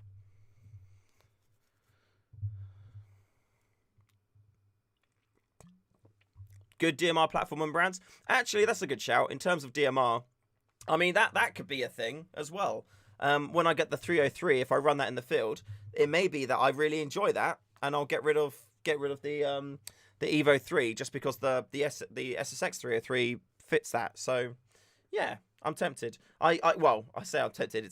It's coming at some point in the future. I'm not sure when, but when it does arrive, I'll run that. Hopefully get it in the field. Do my own test shots with it, and we'll go from there. Like I saw, I mean, even in the video that the guys did on their it was a YouTube one when they went into the office on the weekend, Novrich and Joseph, and they did some like aim tests, and the results weren't. The comments certainly weren't too convinced about the accuracy and consistency of the SSX 303. However, in seeing videos like Cam Man, his teardown, his review, and then Mustang as well also did a video where he went out in the field. I'm looking forward to seeing the full thing. I don't think he's put that live yet.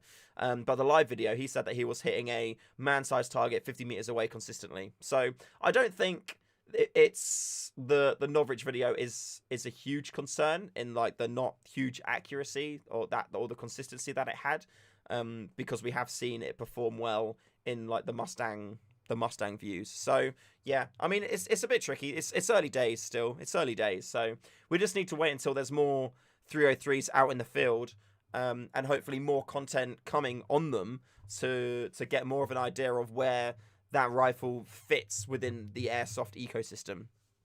So we'll see. You did that poor Evo dart. I know. I mean, it's literally been hanging on the wall, waiting to get out. I played with it so much, I camoed it up. I got one of those Evo sticker camo sets on there as well, like the digital one and whatnot. So, you know, he's definitely had some love, but it's just... Yeah, poor little guy. Poor little guy. He's just too young. But I just need to... I am thinking about selling him on so somebody else can then give him the life that he deserves. But I want to have a game day where I do use it and I'm like set. Because if it performs really well, then, you know, hell yeah, I'll keep it. But I just, you know, I don't know at this point. We'll see. Should I get a Polar Star? Okay, I keep seeing this come up and I keep going to answer it, and I will do it now. So I guess the easy answer to that is if you want it, then do it. And that's probably not something which is like helpful at all. Have you run HPA before? Paul, have you heard anything else about Joseph sending me one? Yes. I have it confirmed that I will be receiving an SSX 303. Hooray. So yeah, that has been confirmed. The last I heard, it was on a shipment container coming across. So once that lands wherever that shipment container is going, it will then get shipped across. And I believe there's going to be a few extra goodies in there as well. So we just need to wait and see what everything comes in the box. But yeah, we'll go from there. But I've had it confirmed that I will be receiving a 303. Which I'm very grateful for and very excited about as well. Very excited about. We're gonna do a test. We're gonna see if Cammy's still watching. I finished my beer. Let's see if she's still watching. We're whispering so she doesn't just hear me through the door. Okay. You just want to try it out. I want to try it out too, man. Really, really, really want to try it out. You were shocked when Caman opened up the 303. So I've seen. I need to watch the full video because I watched the live stream, and I've spoken to him a little bit like directly about it, but I haven't watched the full video yet. I need to do that. I need to watch the full video in there. It's interesting. I want to see. I've honestly thought about getting either a Scar, a Foul, a Galil, and turn it into a marksman's platform. That would be cool. I mean, it'd be really sick to see something different in the field. Like one that I really love is I really enjoy Dave's Custom Airsoft. I think some of the stuff that he makes is just absolutely insane. Like he did the STG 44. Like he kind of like proper kitted out with like carbine stuff. It was great. Like, there was a proper like handguard on it, like full Picatinny, and it was just so sick seeing the like MP44 STG 44 platform made like that. It was just absolutely sick. Yeah, really, really, really cool. So I think like if you can get something like that and just run it stock, then go for it. I I feel like I find it cooler when somebody has a gun like that, like of a less common platform, and then they kind of like kit it out and make it their own, make it more modern. I'm not as much. I don't get as excited when I see historic guns or strange guns in the field being used for like reenactment purposes. Like I completely respect people who want to like run like like an M1A1 and have like full US military kit up and like that's cool. But in the airsoft field, I'd rather see like an M1A1 or Thompson submachine gun, for those who may not be as knowledgeable in that area. I sound like an arsehole then. That's not even like I play video games, and that's how I know it's called the M1A1. What a dickhead. Oh my god. Oh, what an absolute dickhead. Oh, in case you don't know what that's called. I play video games. What an idiot. Yeah, so Thompson, oh god. Somebody's running around with a Thompson in like a full American. I'm like, that's cool, you do you, but I'd rather see like a Thompson like kind of modernized almost, like kitted like Picatinis everywhere, like that'd be so sick. Like seeing proper like 6 sights on it, maybe like a flip red dot combo, like shit like that'd be really cool. It's just a sea of M4s on site. It is, but there's a reason for that. It's because the M4 platform just works and it's solid, and there's tons of stuff that you can do for it. You want an L85, but they're so bad. Nah, you're thinking of the real one. Anyway, there is actually Surplus Store. I'd show you it, but for some reason my computer's has shat itself. They do. I've just realised that I keep looking at the time, and the time doesn't change because my whole computer's frozen up. My computer clock is stuck on 6:40, and I was like, I feel like I've been on live more than 40 minutes. So, but yeah, I have. It's 7:40. That's amazing. That time's actually gone really quickly. But yeah, there's a really good one on Surplus Store. It's a proper stubby L85. It's got the proper needle sight on there as well. I don't think it's a magnification sight. Maybe like 1.25 times at most. But it's heavy. It feels solid. Like it feels proper real steel, which is nice. So I was tempted when I saw that, but at the same time I was like, nah, I'm done. Hey Sparky, it's going good. Welcome to stream. Thank you for joining. Happy to have you here. My friend would like to know if he should get a Kythera as his first gun. No, don't. Definitely not. Do not do that. Do not buy that as your first gun, okay? Do not do that. Oh, wait. William Holmes. It's in my basket. What, the one on Surplus Store? Is it? Is that the one that's in your basket? No HPA. Don't buy. So my rule is, and this is what I recommend to every single person out there, yeah? Your first gun should be an M4. It should be a mid-ranged, mid-length barrel M4, probably about 300mm barrel. Like I think, what's it called? Like the SEMA 517. I think that's one. My first gun was the Vulcan Modem ASL M4, and that was great. It was like 150 quid, I think, something like that. And because your first gun is the gun that you use to find out how you want to play. It's the gun that you use to learn how to play Airsoft. Yep, Cammy's first gun there was an M4. Oh, so she is watching. She missed what I said earlier, though. That's fine, though.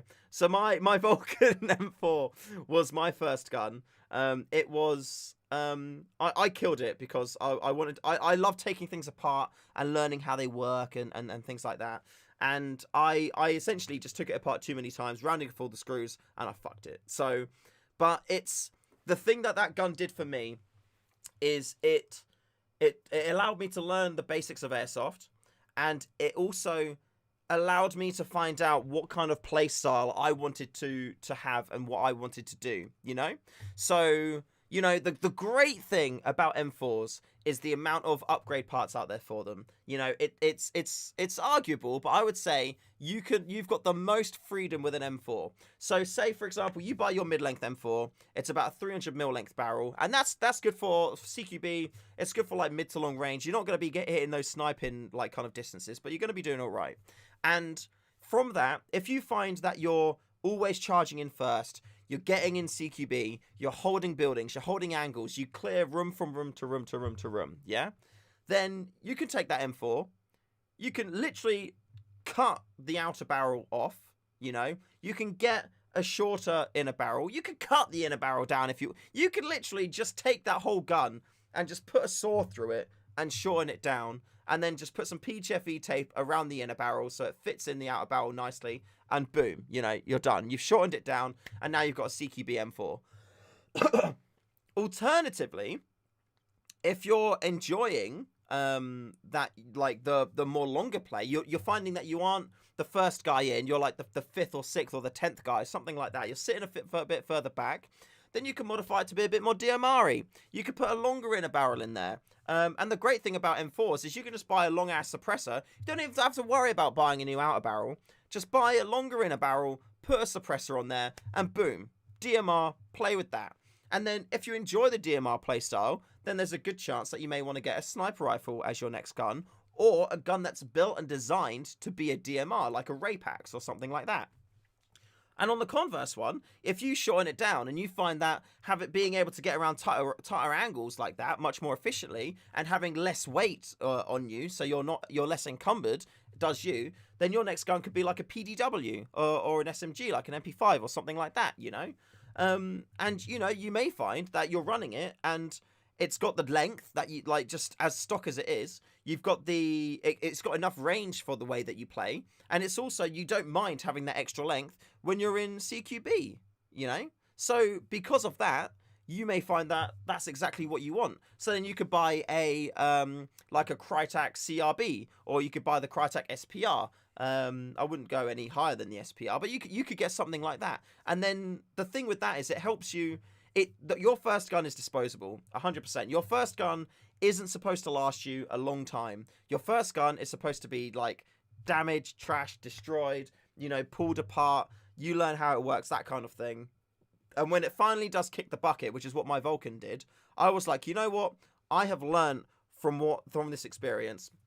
I know what my natural play style is. I know where I enjoy playing Airsoft the most. So I now know what I'm going to go and buy. And that's what you should do. So I would say your first gun should just be a cheapo, maximum £150. You know, even less than that. You just want something that's going to get you to the field. And the way I like to think of it is, say for example, if you're going to a field, let's just say it's £25 walk on, or it's £50 walk on and rental. Yeah. So that means you're spending an extra £25 every day because you haven't got a gun. So if you're buying a Vulcan Mod M4, which is what I did, which was 150 quid, if you work out what your walk on additional cost that you're paying per game, that's what, 50, 150, that's 6.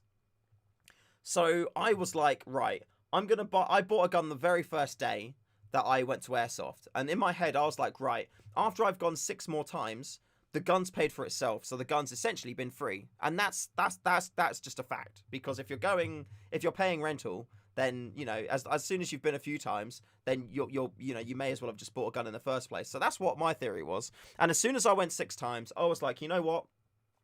I'm hooked. I love this. I'm set. The gun essentially at this point has been free, so now I can buy a gun which fits my playstyle more. And I bought, what did I buy? I bought the JG Bar 10 sniper rifle, because I was like, I want to snipe. And then I upgraded it.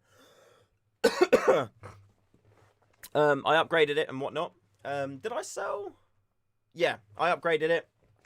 And then ran it until it died. And then when it died, I was like, you know what? I want to go back to M4. And I want to have fun. I don't want to buy a decent one. So I bought my Crytek CRB. And I was like, this is a fun gun. I'm enjoying this. But later on, eventually, I got the bite to go back to sniping. And that's when I was like, you know what? I can either buy a cheapo one and spend a load of money on it upgrading it. Or I can just buy one that's more expensive.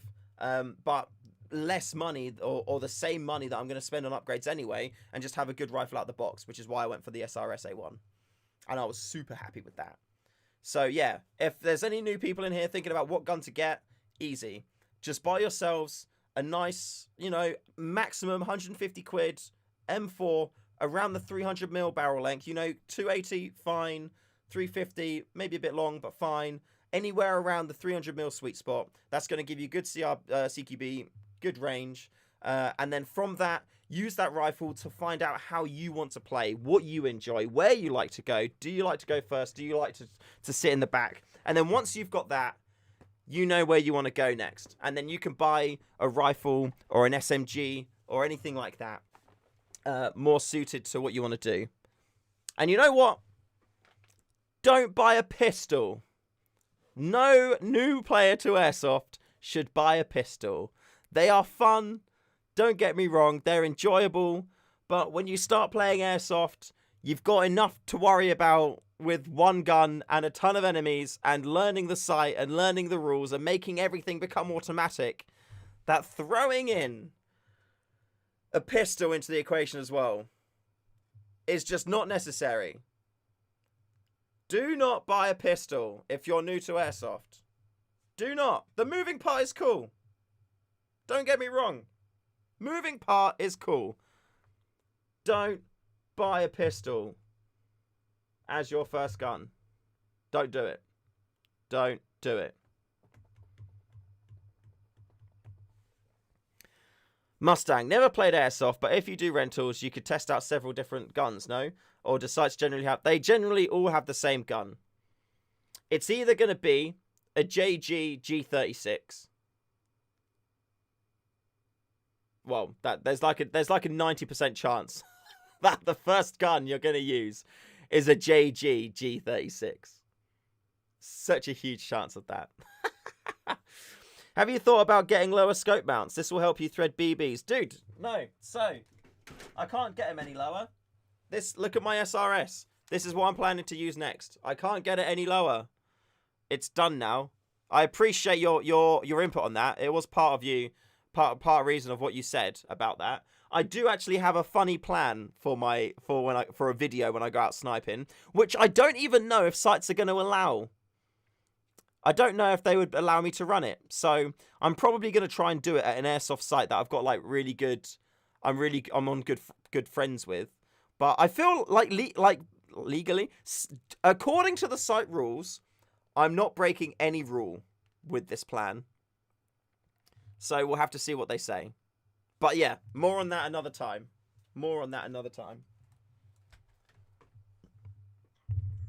Oh.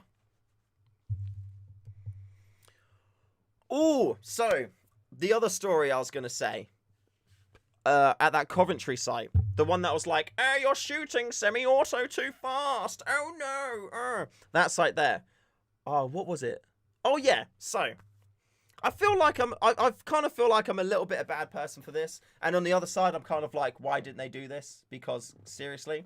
So we were playing and all of a sudden somebody had an injury and we didn't know what that injury was. Okay.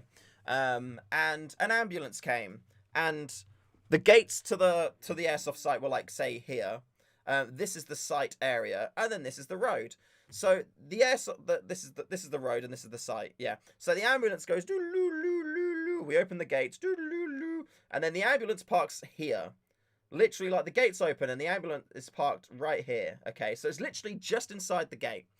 But because the gate is open, we can't play Airsoft because and the ambulance is there, so they can't shut the gate, and we can't even if they shut the gate, the ambulance is there, so we can't play. So we had to everybody not play Airsoft for like 2.5 hours on the day because the ambulance was parked inside the gate. And it wasn't even like it was lunchtime or anything. It was a solid, 2.5 hours of Airsoft that we lost because this ambulance was there. And I'm like, I hope the guy is all right. I hope he's good. At the end of the day, at the end of the ambulance time, he actually walked out the ambulance and was perfectly fine. So I've got no idea what was wrong with him, I don't know what's wrong. Maybe he had a heart attack or something. I don't know. But he was okay at the end of the day, so it's fine. Nobody died. But the whole time I was like, if they just reversed the ambulance back like 5 meters, we could shut the gates and play. Why didn't they do that? We're literally all sat around for like a good couple of hours waiting for this to be done. Could they not just reverse? Like 5 minutes, like literally, do they need, but like, he was fine. So it's not like he was gushing any fluids or anything like that, He was just in there with them. Surely one person could have just gone, I'm just going to back up a little bit so, you know, they can carry on.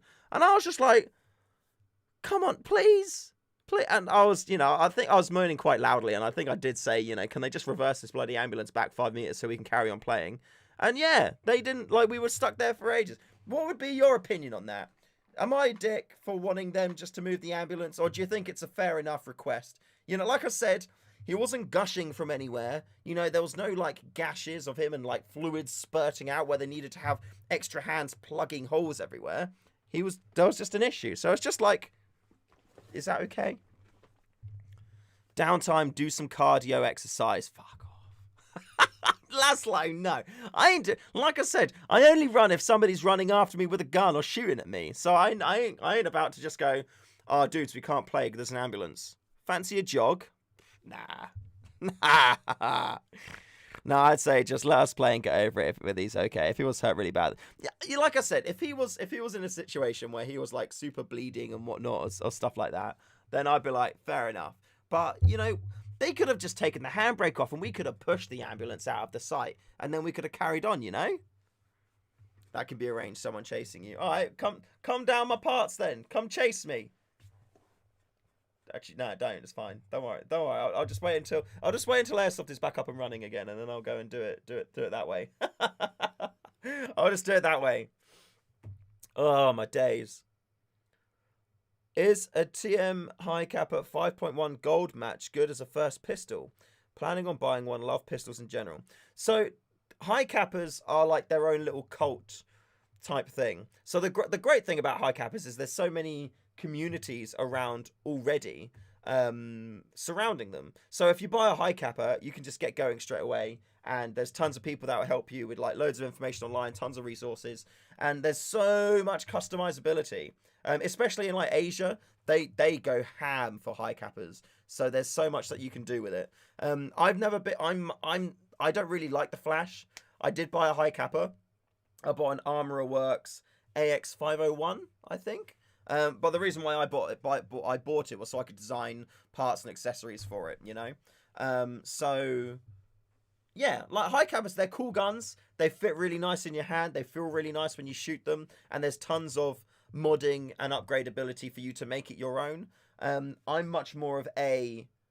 I want my rifles to be combat effective and to fulfill a combat effective purpose, you know? So it doesn't aid my airsoft to have a gun that's like shiny gold and red and, you know, and you know, fancy slide and all this kind of thing, you know? If anything, if I had a slide with loads of holes in it, it's just going to get covered in mud, covered in water, and I have to clean it all the time. Because I'm always crawling through mud and dirt and in bushes and stuff like that. So at the minute, my pistols only consist of Mark 23, because it's super quiet and for sniping, amazing. Range is really good and whatnot. Lifts super heavy BBs really easily. A Glock G18C, because it can go full auto if I want it to. And Glock platform is just, you know, arguably the most popular pistol platform out there, probably next to high cappers. So there's a lot of upgrade parts and mods available for them. And I've also recently got an AAP01 to test out to see if it would replace my Glock, because there's less moving parts and it's all plastic. So in theory, it should be quieter too. So potentially, yeah. But again, I haven't been able to get in the field yet to test the AAP to see if I prefer it over the Glock. So that's something which we still need to see. There was a question in there. Have I seen the Camman SSX 303 review? Sparky. I have not watched that yet. I did see his live unboxing on Instagram of the SSX 303. And what else did I see? And I've spoken to him like directly a little bit about it as well. So yeah, I do need to watch the full video. I'll probably do that tonight, to be honest, just to check it out. But yeah, I do want to watch it.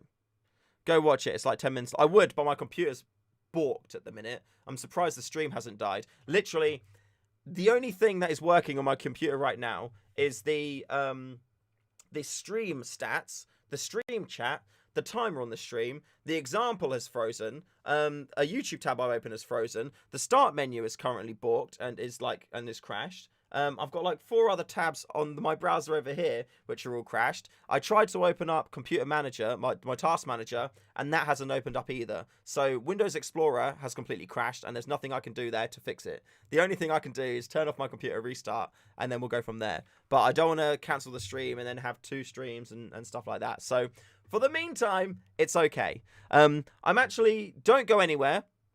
I'm just going to pop to the loo quick, and I'm going to grab another beer, and I'll be back. So, let's all have a stream toilet break, okay? If you haven't got a beer, go grab yourselves a beer. If you need to have a slash, go have a slash. I'll be back I do use Google Chrome. It's what's done me over. But yeah, let's just all have a group stream toilet break. There you go. And then nobody's going to miss anything. All right, I'll be back in just a mo.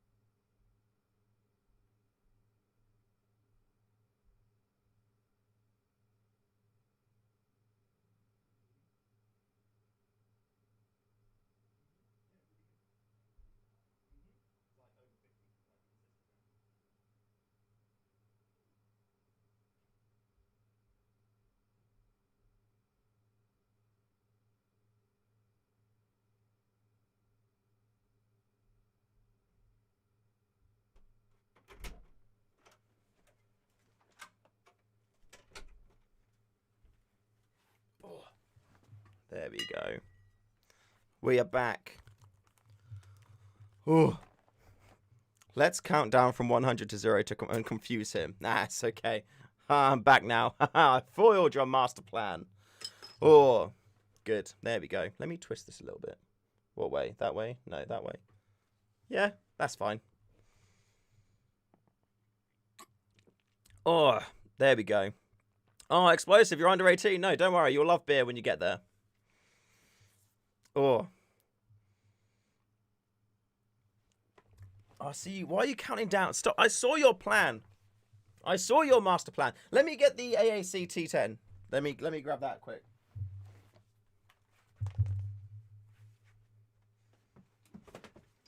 Oh. Grab that M4 as well, actually. Ooh. There we go. So here is the sniper, which we picked up on the last stream.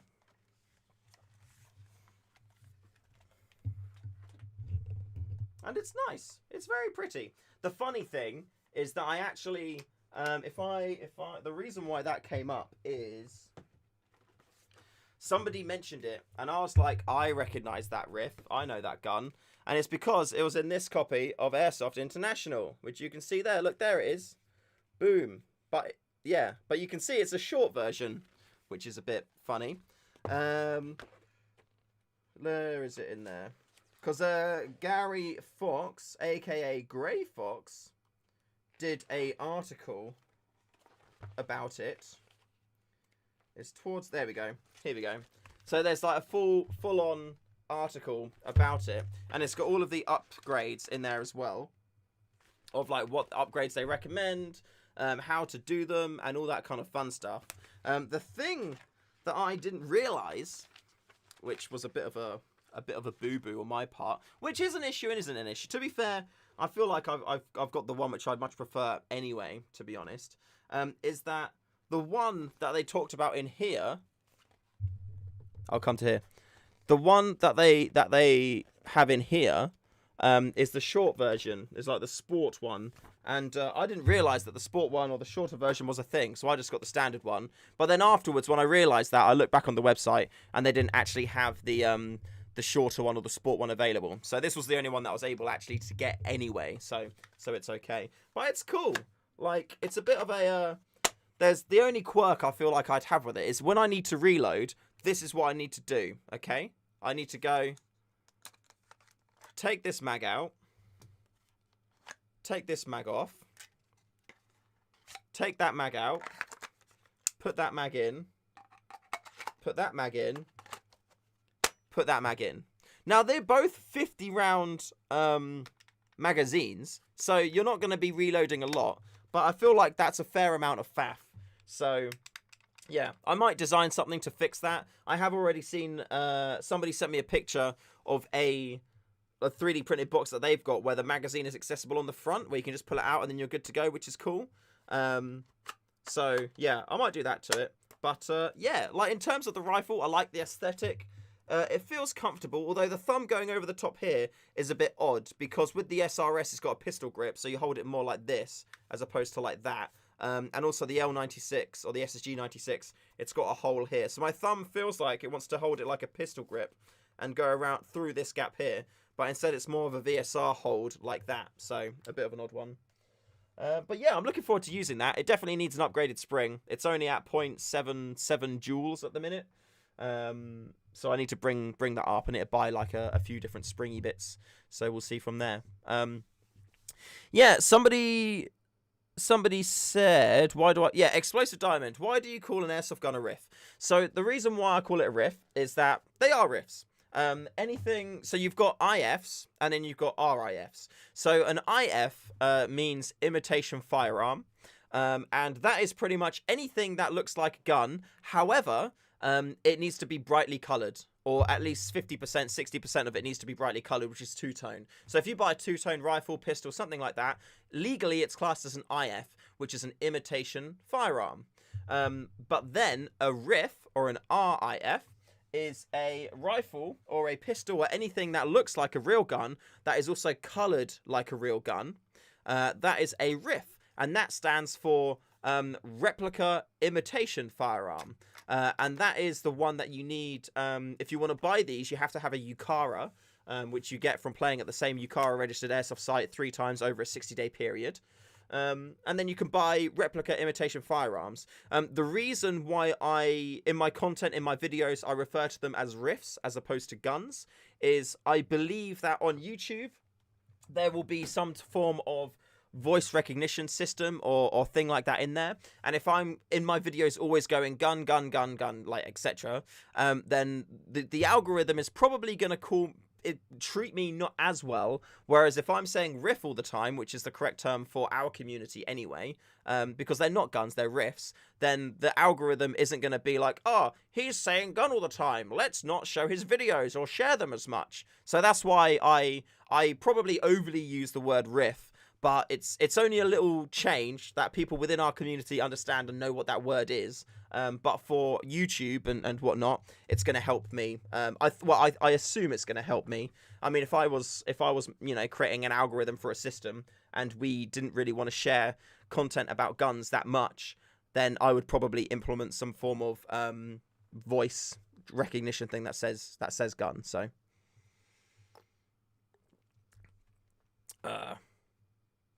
You get demonetized for saying gun or airsoft on YouTube. It's hit and miss, to be fair. It's really, really weird. So as you know, I turned on monetization in February on the 2nd. So I've been monetized now for like 6 days. And my content now is... sometimes it can take up to 24 hours for it to either approve monetization or decide what kind of ads I can have on there, which is a bit of a pain. And... yeah, I don't know exactly what it is that causes it, because for example, I did a video about M4 airsoft M4 upgrades, and the video in the thumbnail was M4 airsoft upgrades, and it was like you need to do these upgrades to your airsoft M4, and that video performed really, really well. So I was like, you know what, there may be something here. So I'm going to do the exact same video about my SRS, because then the good thing for me is that I've got, because that video worked well, potentially there was something in what I did that made it perform really well. So if I replicate that but change one thing, then I will then either know if it's because of the thing. So if the SRS got less views than the M4, then I know my audience wants to watch more M4 content than SRS. If it gets more, then potentially there's more snipers and I should do more SRS content, that kind of thing. But for some reason, YouTube decided to first of all say that that video was not monetizable, and also say that it was then only for people logged in and were 18 plus, and then eventually it said that it was only available for limited adverts. So I was like, why? The other video is perfectly fine. There's nothing wrong with the M4 upgrades one, you know? So I, appealed it. It took about 24 hours for the appeal to come back. And then it said that it removed the restrictions, but it still wasn't content available for all advertisers. So it's still on the limited ads. And I don't know why, I don't know why. So we'll see.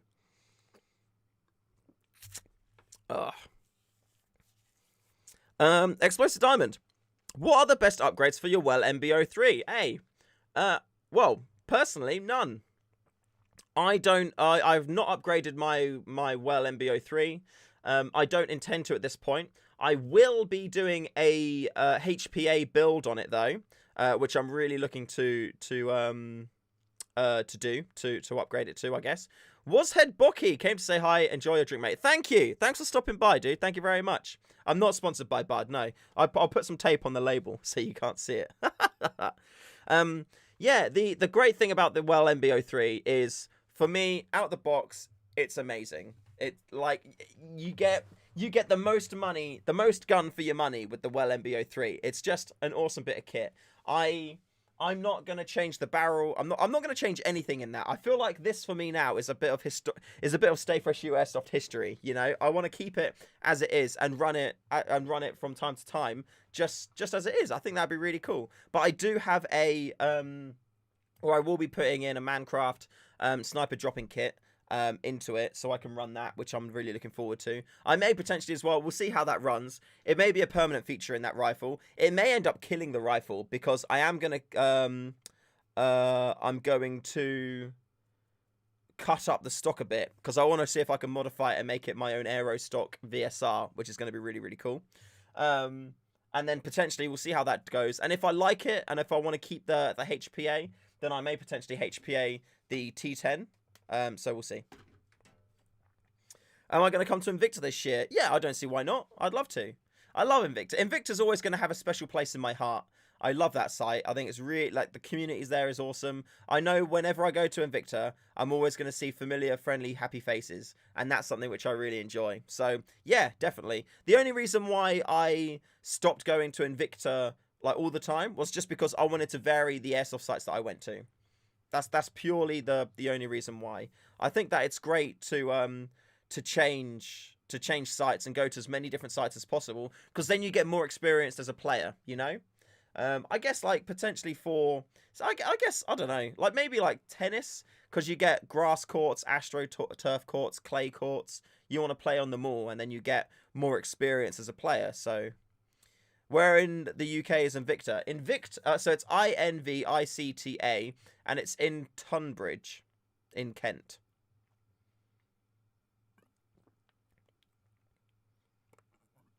Sparky, don't feel too bad about that. I think most of the sites I go to, I drive about an hour. Invicta's an hour away from me. I used to go to Tactical Warfare Airsoft. That's actually where I got my first Yukara from. But I wouldn't recommend it. I mean, if you're new to Airsoft, as a very first site to go to, it's okay. But as you become more experienced, it's not really a great place to be honest. I wouldn't actively recommend it. I remember it's one of the kind of sites that uses, like, pallets, and a bit of, like, not even plywood, like MDF attached to pallets to build up the play areas. And in the village, I remember I was running around a corner once. I slipped, fell over. I landed on the floor. I put my hand down to push me up, and right next to my hand was a big nail sticking out of a rotted bit of wood. and it was so close to my side, I could have pierced an organ falling on that, or I could have put my hand straight through this like rusted thing. And yeah, and the game types that they do, the staff don't really know too much. Like they're not really, the communication could be improved a lot to know what game they're doing, where their spawns are, what the objectives are, etc. And the game types could be improved as well. Like every single game day you go there, they always start with the same game called Foxhole. And there's essentially a foxhole in the middle of the map, and then the two sides have to fight, and then whichever team has a person in the foxhole when the time runs out wins. But you'll run that game for like 40 minutes, like, and it's just, the whole game doesn't matter because it's only whoever's in the foxhole at the end.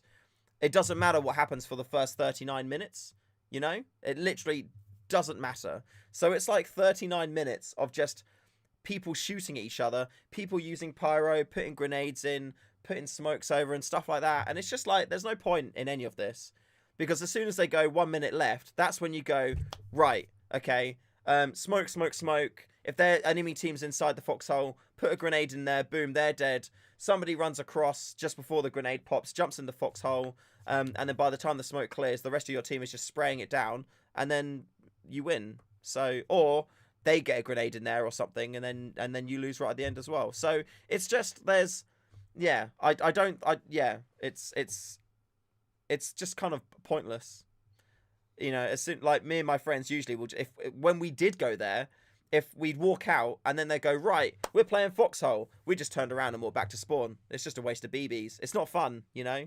It's not. Sparky, I am never, unless they change it a lot, I'm never gonna go back to that site ever. Never ever. I've got so many better things to do with my time than play there. It's there is one game that I actually enjoy playing there, and that's 3 Fort. And I really enjoyed that because it's actually something which you need to do. You need to, there's like different areas which you defend, and when you get killed there, you fall back to the next one, and then there's another one where you get killed, you fall back to the next one, and when you get killed, you fall back to the next one, and then that's it. And they time it, and whoever does it fastest wins. And that is actually really, really good. I bloody love that. That is absolutely fantastic.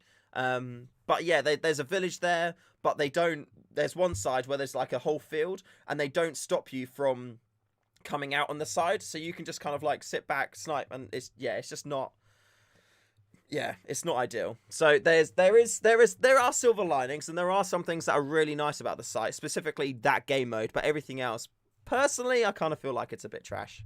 So I would, if you're a first time airsofter, go there. I mean, it was the second site I ever went to, so it's got a bit of a spot in me, I guess, but it's okay for a new one. That is the one in Croydon, yeah. Although it recently got burned down again, so I guess the owners annoyed someone. But also, like, the other thing I don't like about that site is from the moment you arrive, you feel like an inconvenience to them. Like, they'll start the briefing, and they're shouting at you already, you know? They're just shouting at you, and it's like, right, shut up, brief time. I'm just like, I'm a paying customer. I've come here to have fun. Why are you shouting at me already? I've not done anything to annoy you. Why are you shouting? Stop. I'm a customer. I'm supposed to be having fun right now, you know? I've got no time for that. You know, I just want to go and have fun. If I'm going to go and you're just going to shout at me like that straight away, oh, fuck this, I'm done, you know? I'm off. So yeah, I wouldn't I mean, I don't even know if they're opening up again. I'd imagine they probably will do. They got burned down before, and then it was actually better after that time. They rebuilt the whole safe zone, and it was just infinitely better. So yeah, it's just, I wouldn't like to go there again. I'm done. I'm done with that part of my airsoft life. Imperium, Silly Gilly, love it. Yep, love to go back there again. I really want to do another battle sim there. I'm tempted to do one of like the 24-hour mil sim things, but I kind of feel a little bit like I don't know yet. But definitely the battle sims. Really, really, really, really enjoyed that. Really want to go back. Driverwood, I played at, I think. I played at Dog Tag. I thought I was going to Driverwood, but I ended up going to Dog Tag. In my head, I was like, I'm going to Driverwood. And then, yeah, I ended up at Dog Tag. But I do want to go to Driverwood. I also want to go to Ace Combat. I've just not managed to make it there yet. Dog Tag is the site I was at when I got that 30 kill streak with using my pistol and SRS. But in that video, when I'm hidden in the bush, killing people, literally, like, some of the people were within a meter of me, and they had no idea where I was. And that was such a good day. That's like my second favorite, I think second favorite Mark 20 like gameplay experience I've had. Maybe third, second or third. It should be my first, but I've got another experience as my first favorite Mark 23 one. I've played at Bunker 51 Splash. It was all right. The thing that I didn't like about it was that the ricochets. So for those of you that don't know, Bunker 51 is a site that's in an old car park. And they use it a lot for paintball. So the floor is slippy as fuck. Like, literally, you're falling over all the time, sliding everywhere. So sliding over and stuff isn't fun. Because it's all quite close quarters and there's walls everywhere, the ricochets are just incessant. It's constant ricochets. And that's something which I'm not a fan of, you know. I mean, I do it to people. If I know somebody's in a room, I'll shoot the wall to bounce BBs off and hit them, just because they're not going to call it as a hit. But it's just an annoyance. And I do it to try and make them make a mistake, so I then can hit them and take them out. Whether that's allowed or not, I don't know. It's probably a dick thing to do, so I apologize if that's the case. But I hate ricochets because I find them so pointless. And it's just like quite small, quite close, and it depends a lot who else is on your team. I had a few times where I managed to push forward and get into really, really good spots and hold angles, but it's not really, and I was shouting out, you know, push up, come. But unless you've got people on there who are actually wanting to push and, you know, try and get into a decent spot, yeah, it's really, really, really hard. Okay, Gilly. That's cool. Yeah, I'd be up for that. Yeah, I'd be up for that. When I went to do the battle sim at Imperium before, in my head I was like, I'm gonna be a ghillie sniper. I'm gonna spend the whole time, you know, just getting all around the edge of the map in the trees and shit. And I'm gonna get into a spot, and I'm gonna have my radio, and I'm gonna radio back to my team, telling them where things are going, where movements are, and every now and again I'll pop people off. And when I see the VIP, I'm gonna like take them out. It was completely different to that in real life. Hey, Prezi! Welcome! Welcome. And the Maniac is back. Welcome back. Hello, Denmark. Jens, how are you doing? Welcome. You've picked up some Project Airsoft stuff, I think. Is that where I recognize your name from? If so, thank you very much. I hope that you're enjoying your stuff. I understand the Maniac. Don't worry. We've all got to have dinner at some point. I'm actually jealous of my missus's dinner tonight. She, the McDonald's breakfast I bought for us this morning, she didn't eat her McMuffin, so she's got that to microwave and have for dinner. She's so jealous. In England, you can't even buy breakfast McDonald's stuff at this time. So that's one of the things I envy about America. You can buy McMuffins at any point in the day. It's amazing. Yeah, Sparky, I've never been to a Milsim before. The only thing that concerns me is like how serious it will kind of get taken and how serious it will be. That's why the battle sim was great. I think it was like a really nice entry into that type of gameplay, because when you're doing your walk arounds and checks and stuff, it's not serious enough where you can't talk and things, but you still have to do a little bit of you know, if you're at the back of the line, you have to like check behind you all the time and like, you know, take knees and stuff like that. So yeah, like I don't know if milsims are my thing yet. I would like to do one. I don't know whether or not doing a 24-hour milsim for the first one is worth it or something right to do, but I think as well it could be really cool to do, so potentially. Oh, Cammy, she says you can have my muffin. That's your muffin. No, you have it. You have it. I don't want it. What? Okay, you said the second time I heard you say you'll have pasta, it legit sounded like you said I have cancer. The first time. Yeah, I know, not good. She doesn't, by the way. There's also something else in the fridge in a... Sorry, stream, this is completely unrelated. There's something else in a Tupperware that I don't know what it is.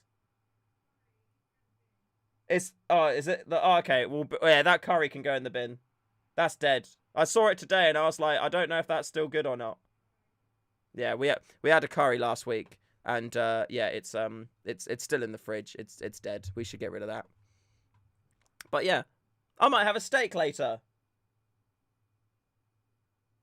Oh, she's ignoring me now. What?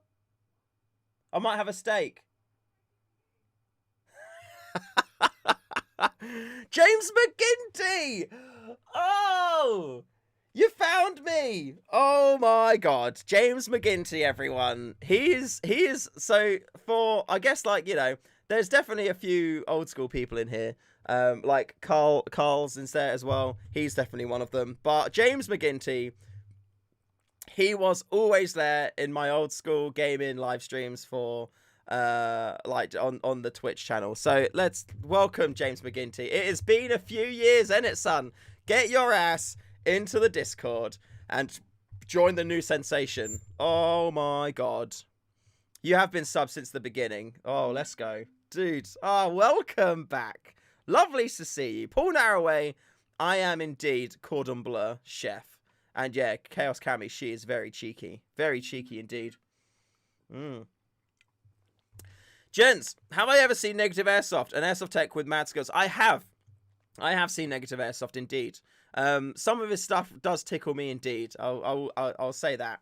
I'm actually going to be, depending on when the guns arrive and depending on how I'm feeling, I may do a tech video this week where I take a gun apart to fix it.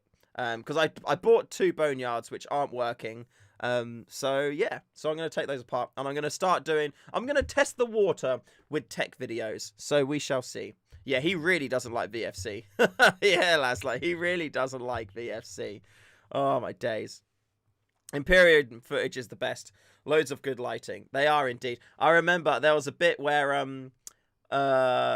you were in like a hedge, Silly Gilly. And I was in this car, and there was a guy next to me, and he was yelling and blinding at you, shouting, saying that you weren't calling your hits. He wasn't shooting at you, by the way. I could see where his BBs were going, and I could see where you were roughly. And then eventually I was just like, I said to the guy, don't worry, just wait a moment. And then I popped you in the head. And then I went to him, all right, he's gone now. Oh god. Oh, that was funny, man. I knew it was you as well. I bloody knew it was you. What do you think about what he says that you should lube your hop rubber? Yes, so you should do, but in a specific way, okay? Can I show you this easily? I can't really show you this easily, so I'm going to use my fingers and whatnot, okay? So, let's say this hand here is my hop rubber, okay? And the thumb is the nub. So, the cylinder head goes into here, like that. And then the barrel is here, okay? So, that's the nub. The cylinder head goes into here, and then the barrel is there. Or have I got something? There you go. So, this is the barrel, okay? So, barrel like that. So where you want to oil or lube or grease or whatever you want to say your blah blah blah your hop rubber, you want to do that here. Okay? So where the barrel, I mean, you can even, if you've got like silicone grease or oil or something like that, if you get the end of your barrel here, you can put it on there like this, like that, just like that. You know, you could even, like, if you want to as well, put it on like that. And then when you slide your hop rubber on, it goes like this. Just like so. Because you've got that liquid in there, you've got that oil in there, you've got that grease in there, what that does is it creates a full, proper seal. Okay? So, I mean, I prefer to use PTFE instead of... I keep everything super clean, and then I put PTFE on it. The downside of PTFE is sometimes you can not do it properly. And sometimes if you put too much on, or if you've got low tolerances in your hop unit, then you can make it too fat and it won't go in properly. So the benefit of putting a bit of like lube or silicone or something like that on here, and then you put your hop rubber on just like that, is that you've got a good chance of creating that seal. And because you've got lube inside between the hop rubber and the barrel, it should give you a much better or a better air seal, because you've got something filling all those little gaps. When he says like put lubricant on your hop rubber, does not mean actually like on the nub or any part where the BB may come into contact, or any part where your rifle, when you shoot, could then force that lubricant or whatever it is down into the barrel. That's what they mean, and I completely agree with that. And Novrich says exactly the same thing. I actually I've got a video, I think it's going to be on Friday this week, where I submitted a load of questions to Novrich, and he answered. He sounded very poorly. He was actually in bed, very ill at the time when he recorded a voice thing back to me, which was very nice of him to do. So thank you very much, Chris. I appreciate it.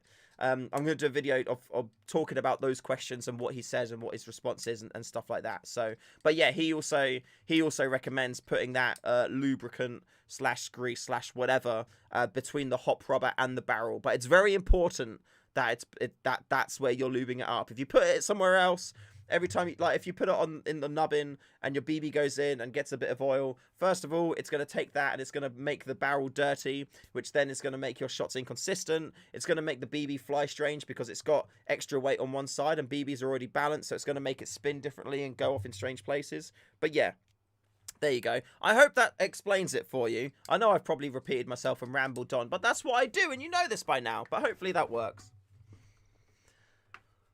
Why no lube on the part that would touch the BB?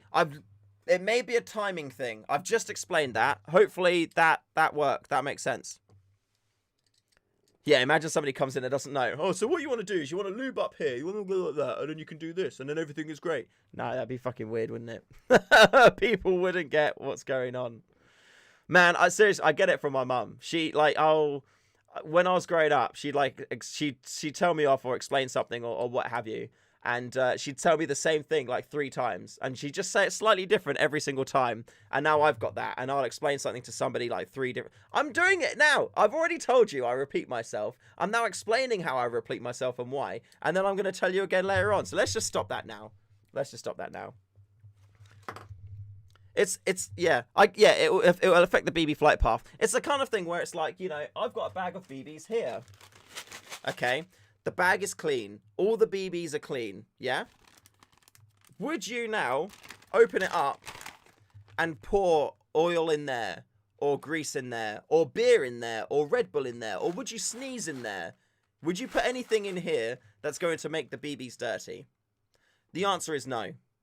Not at all. You wouldn't do that, because if you make these dirty, they're dirty. And then that's going to affect their performance. It's going to make the internals of your gun dirty. And that's not going to be good for performance at all. And that's the exact same thing when it comes to lubricating your gun as well. You don't want to lubricate it anywhere where you're then going to allow that trash, that dirt, that rubbish to then travel through your gun, because it's going to affect your performance, okay? And that's why you wouldn't want to, lube your hop rubber in all away. That can then make your BBs dirty. So there you go. Boom. They're going to start sending to the UK next week. Let's go. Hallelujah. Boom. That's good news. Very, very good news. Hooray. I'm very happy about that. I imagine that because they originally said on the 11th of January was when they were going to start sending to the UK again. They probably had some orders that had issues with, and now they've sorted out what those problems were. So, yeah, hopefully it was only temporary. However, you do need to be careful about paying extra import duty on things that you buy. I saw a guy who bought from Novrich, and he had to pay an extra like 80 quid in import duty. So if you are going to buy something from abroad, anywhere outside of the UK, just make sure, or from the EU at least, I'd say, if you are going to, make sure that you don't spend all of your money. I mean, whenever you buy anything, you shouldn't spend all of your money. But say, for example, you've only got £100. Don't just go and buy something that's £100, because it could get held up in customs and you may have to pay an extra like 20 quid import duty on it, or however much it's going to be. Okay, so just be careful. Be careful. There's like EU VAT, UK VAT things like that. So if you are going to buy something, make sure that you do have at least an extra 20% that you're willing to spend on it, because you may have to do that when it comes to import. At the minute, I think it's a little bit like here and there, whether you do or you don't. It kind of like depends on things. But yeah, say you're spending £500 and that's all the money that you've got. Don't do it, because there's a good chance that you're probably going to have to pay an extra £100 when it gets to the UK to import it to you from that country. So yeah, it's a very unknown time at the minute. It's a difficult time, but it's better to be safe, and it's better to be careful than be, you know, absolutely like buggered over. And you know, nobody wants their Rift stuck in customs. And you know what, it may, if it does get stuck in customs, it may give them more time to go, oh, I wonder what's inside. Oh my god, it's a gun, let's destroy it, and then you're wrecked. So yeah, just be careful. Can we just join Europe again, please? It was a much easier time back then.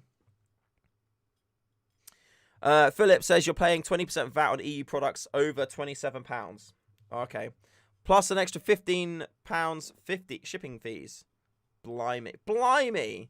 So if you spent £500 on something from the EU, you would then have to pay an additional £125 by the time it gets to the UK. That sucks, man. Who thought Brexit was a good thing? I have no idea why I stuck my tongue out to drink that beer then. That was so weird. Why did I do that? I was probably like, that's so odd. That sucks that you now have import fees, just like when we have the US order stuff. I know, right? Sucks. Absolutely sucks. Oh, my days. Oh, a question for you, out of curiosity. I used to game a lot and stream gaming and stuff back in the day. If I was to do a little bit of COD or something at some point in the Sunday streams, would that be something that you would be interested in watching?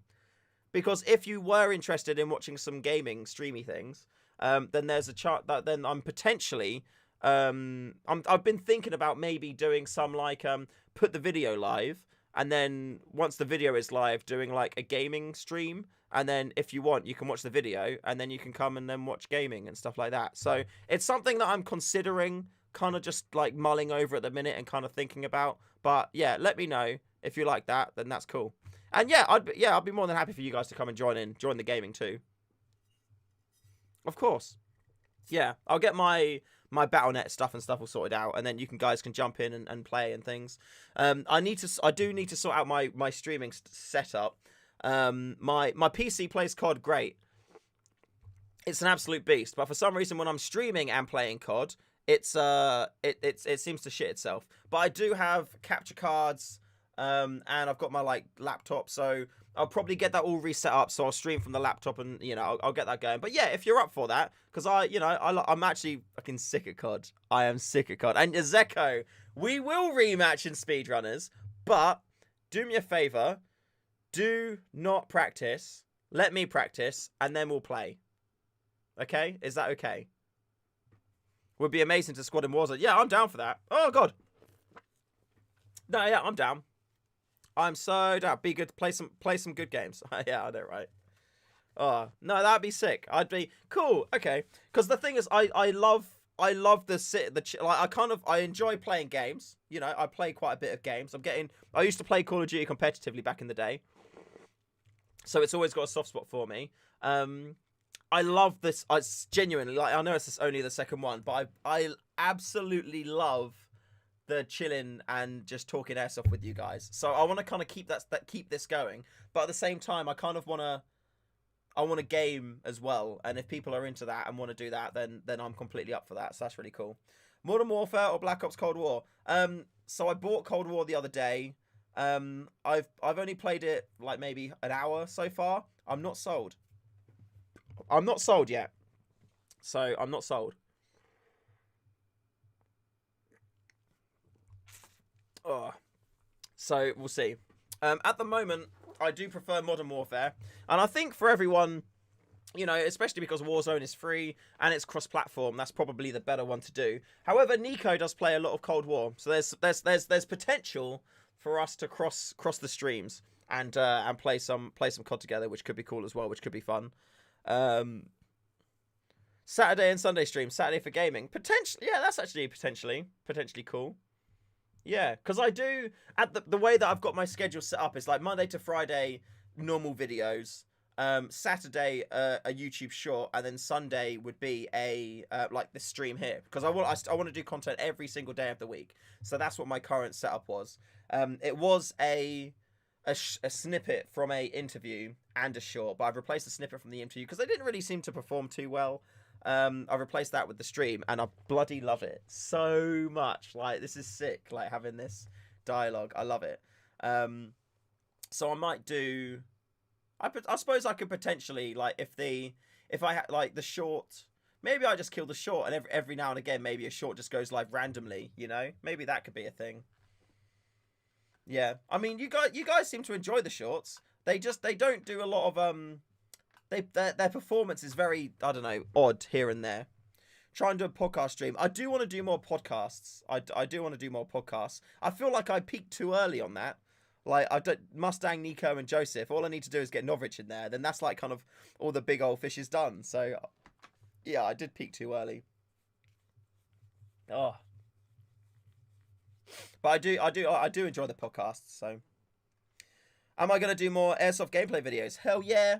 I just need to get to Airsoft sites so I can record them. Less shorts, more enemy at the gates style clips. So I'm going to do another one. I've got another one semi-planned. I say semi-planned because I found the clip that I want to do. I just need to kind of... I just need to like work out the context, you know? Yes, the Maniac, the tracer that makes your GBBR flash. Yeah. Again, like, so my main focus when I'm playing Airsoft is I want all my kit to be combat effective. You know, I want me to be combat effective. I want my rifles to be combat effective. I want my gear to be combat effective.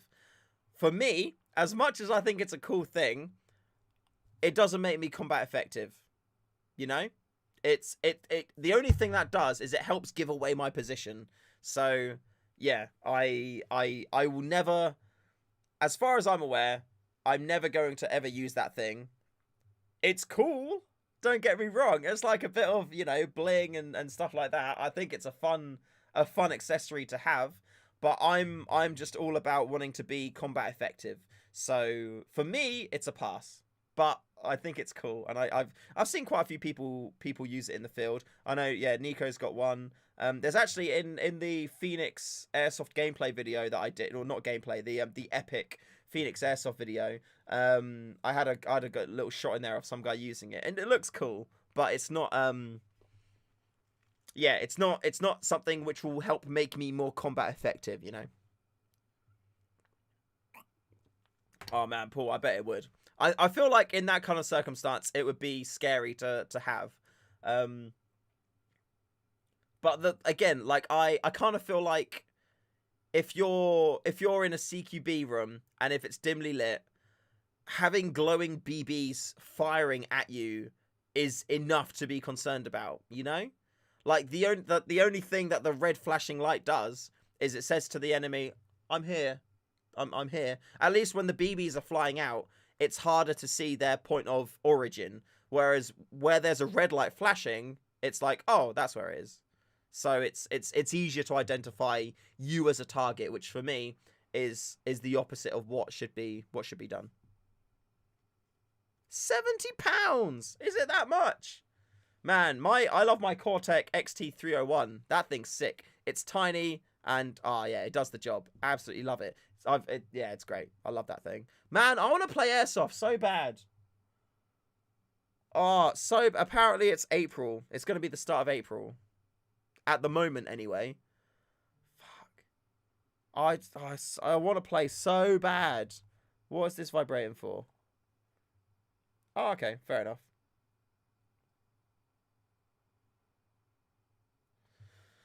Yeah, I did play. So bad. So bad. Let's I can't show you because my computer is literally crashing. Let's just have a little look on and see if we can find any riff decent worth picking up. Like, well, there's those two. Okay, I'm gonna show you these two, and I'll get your opinion on it. I don't know if I want it, if it's. Oh. Actually, yeah. So I'm looking to get these, okay? And if anybody is interested in picking them up from me after I've fixed them and that, tell me, because that's something which I'll be much more happier to I can justify the purchase at that point. By the way, I do have an M4 ready to sell. I need to chrono it, but it's actually really sick. It's this one here. It's a King Arms LaRue M4. Boom. I've completely rewired it, given it a new selector plate, given it a new little trigger guard thing. It shoots really, really, really nice. Yeah. So it's the LaRue handguard and upper. They're the real steel variants. They're absolutely legit. Super, super sick. So if you're looking for something like a proper experience, boom. But yeah, I need to chrono him, and then he'll be ready to go. So, here's the two that are available that I'm thinking about. So, it is the SEMA 097B Platinum Edition. Here.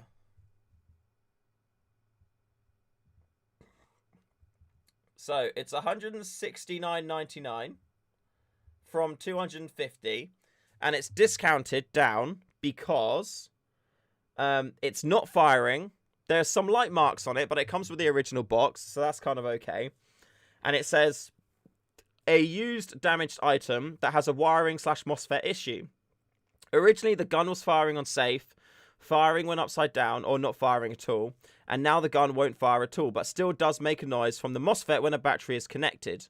So, for me, I'm like, I think the issue of that is probably going to be like a wire has come off or loose somewhere, or often if you're having that kind of problem with something, usually like if somebody's put the gearbox together, they've caught a wire or it's shorted or something like that, and that could be a problem. So it's potentially the worst thing that's going to happen is the MOSFET is dead. The most likely thing with it is that it's just a short within the rifle itself. So it's something which is easily, I think, fixable. I don't think it's going to be too much of an issue, but you never know until you actually get it. The thing with this as well, though, I have a Gate Titan literally sat ready to go, waiting to put in. So if the MOSFET in this is dead, I can swap it out for a Gate Titan, and then it's going to be good to go. If that is the case, then I would probably be looking to sell it for like, maybe like $320, something like that. Which, to be fair, is a bargain, I'd say. Because if the gun's $250 new, plus a Gate Titan and the link is like, what, $120? So that would be $370. So I feel like I'd be looking to sell it for about $320. Something like that, if somebody would be up for that. If that sounds good to somebody, let me know, and we could get that. Alternatively, we have this one. And I'll give you the full StayFreshShoe Airsoft warranty as well. There you go. Throw that in for free. Oh, since I've been on the website, a gun has sold. Alternatively, there's this one, which has been on here for a very long time, okay? And I have been looking at it for a very long time. Right. Here we go. So this one is this one here.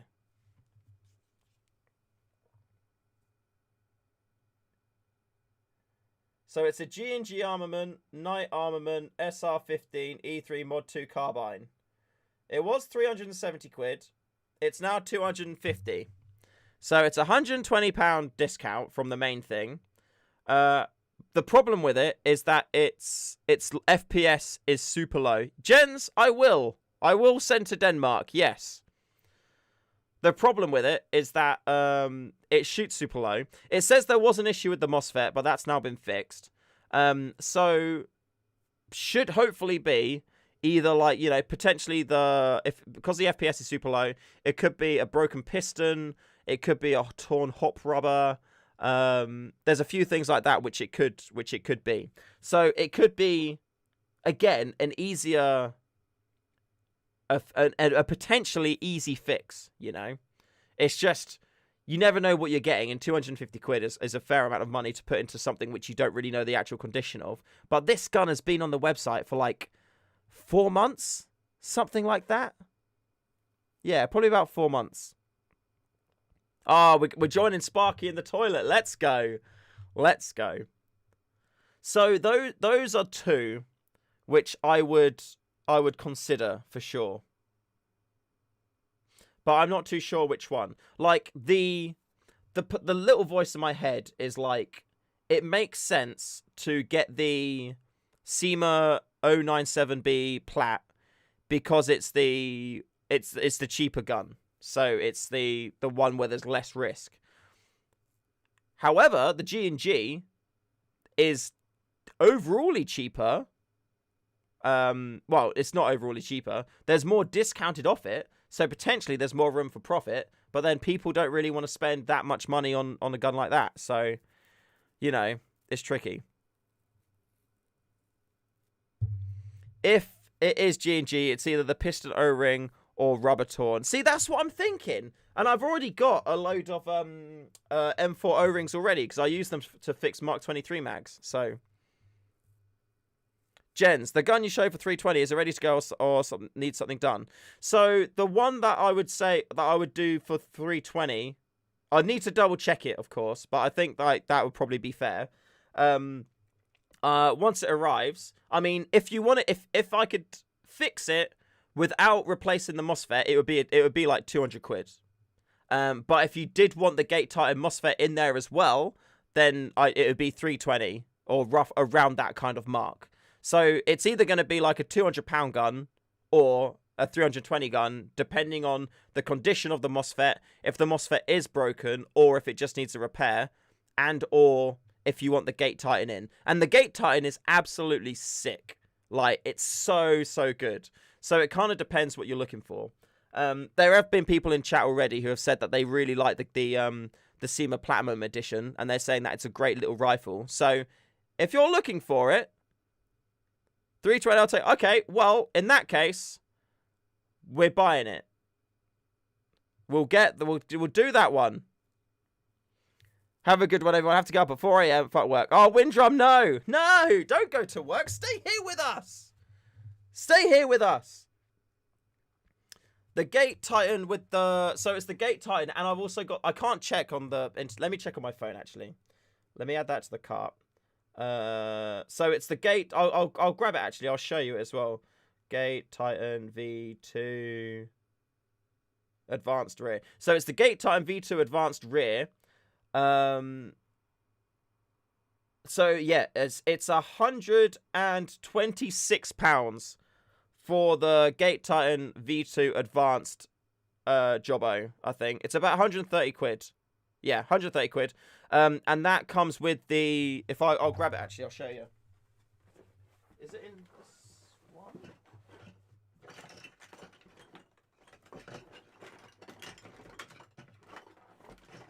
Oh, it's right at the bottom of this box. I can't be bothered. I'm sorry.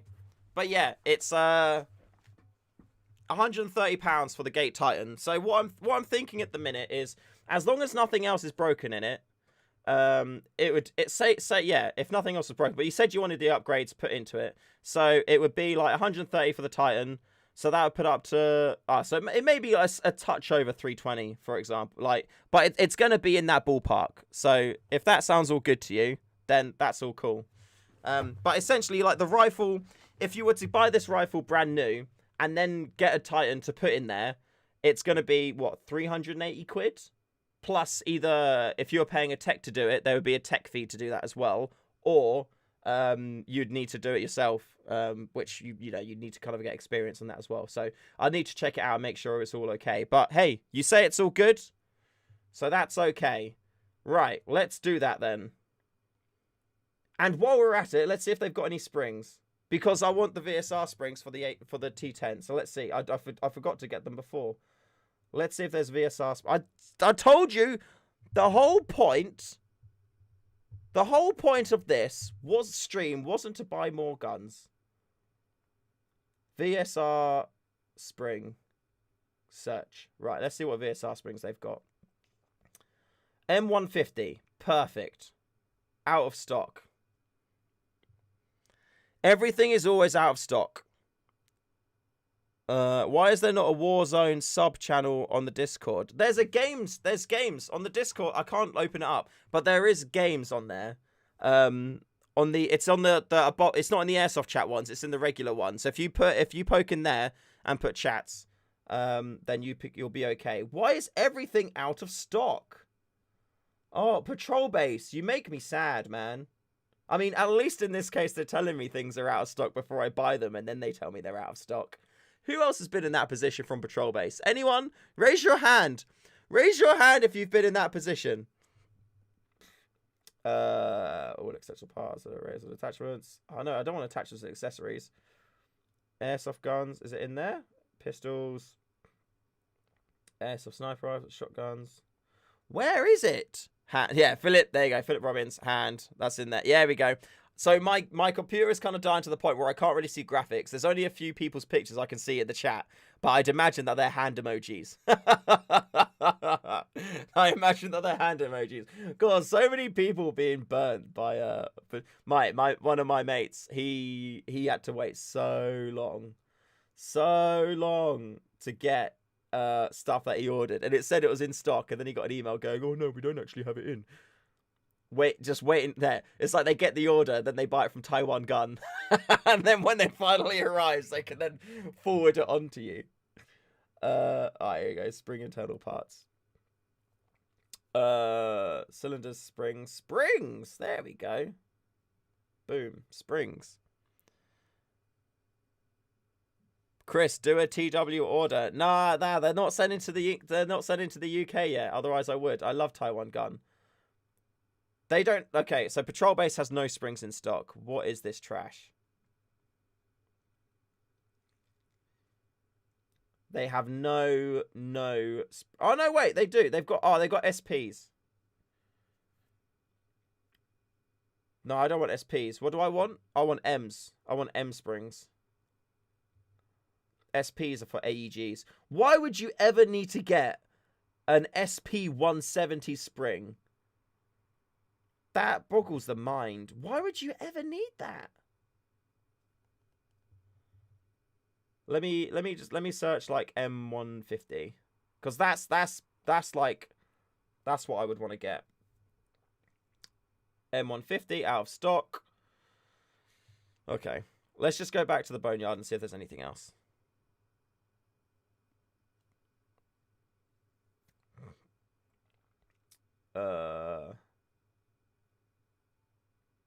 No, I feel like we're okay. That's fine. Okay, let's grab that. We are going to the checkout. Man, I feel sad that that other one is on there. You know?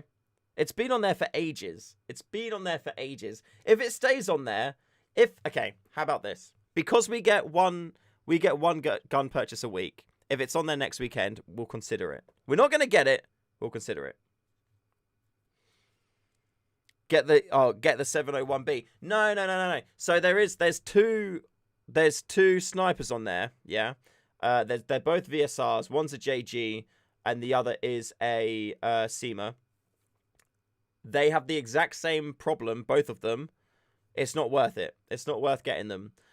So the reason why, you can get both of those rifles cheaper, working brand new from Taiwan Gun. So when Taiwan Gun opens up again, on the website they're like 100, on Patrol Base they're like 120 quid.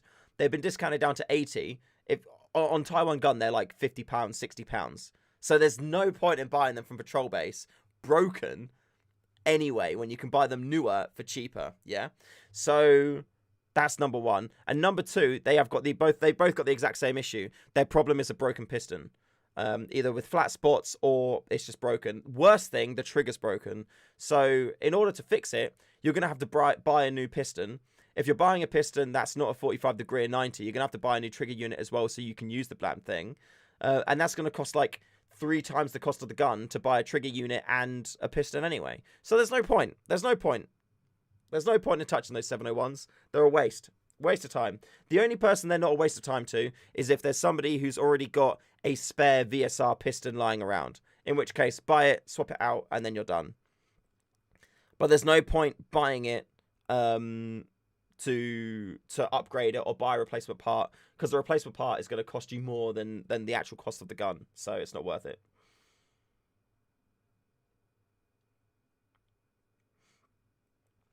Here we go. Oh wait, I can check. I can log in.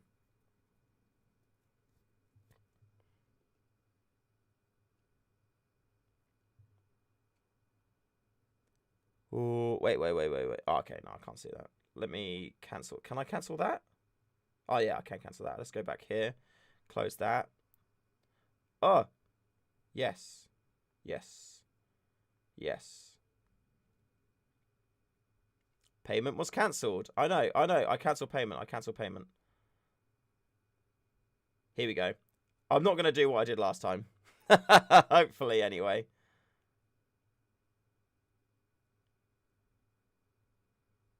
Oh, okay, that's stupid website.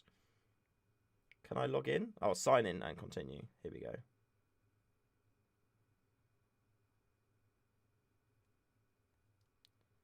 I'm so confused. This website is trash. Stay fresh. When did you last order from Taiwan? It was last year at some point. Yeah, it was probably November time, maybe. Patrol Base versus Land Warrior. Depends what you want. I feel like Land Warrior is more for seasoned airsofters. I feel like their kit is more for, experienced people. Whereas Patrol Base is more for, like, the casual load of everyone, you know? Okay, so that's fine. God, we've lost out £7 on postage. I suppose we could have, like, bought them all together. Hey, Mustang, what's up? Actually, like, kicking Mustang this time. We've already got a regular Mustang in here. Kicking Mustang now. What's up, dude? How's it going? You've joined just in time for me to buy another gun. That's 4 this week. Thanks, stream. Although, technically, stream was only responsible for 2. Well, technically 1. If the missus didn't say it was okay, then we wouldn't be buying it, but it's okay. Plus, we've kind of already sold it on, so that's fine. And it's a deal for everyone. Everyone's winning. It's great. Hold on. Let me buy it first, and then I'll tell you what it is. Let me just check something quick. Because if I can, I'd rather not use the PayPal balance because of... Oh, no, we can. Can we? Yes, we can. We can. I think we can. Sure. Boom. Yeah, it's a SEMA Platinum. It's discounted a fair amount because it's not working. So I'm going to fix it. There we go. Yes, I'm going to fix it. And then we will sell it on to a lovely person, so they get a deal, and we all benefit at that point. Hooray. Ah, there we go. The order is done. I'll cover the reference. There we go. We've got a green tick. There you go. Boom. Right. That says it will arrive on the 9th. So Tuesday. So Tuesday's going to be a good day for me. That will be three guns are arriving on Tuesday. All right, Jens. Drop me a shout.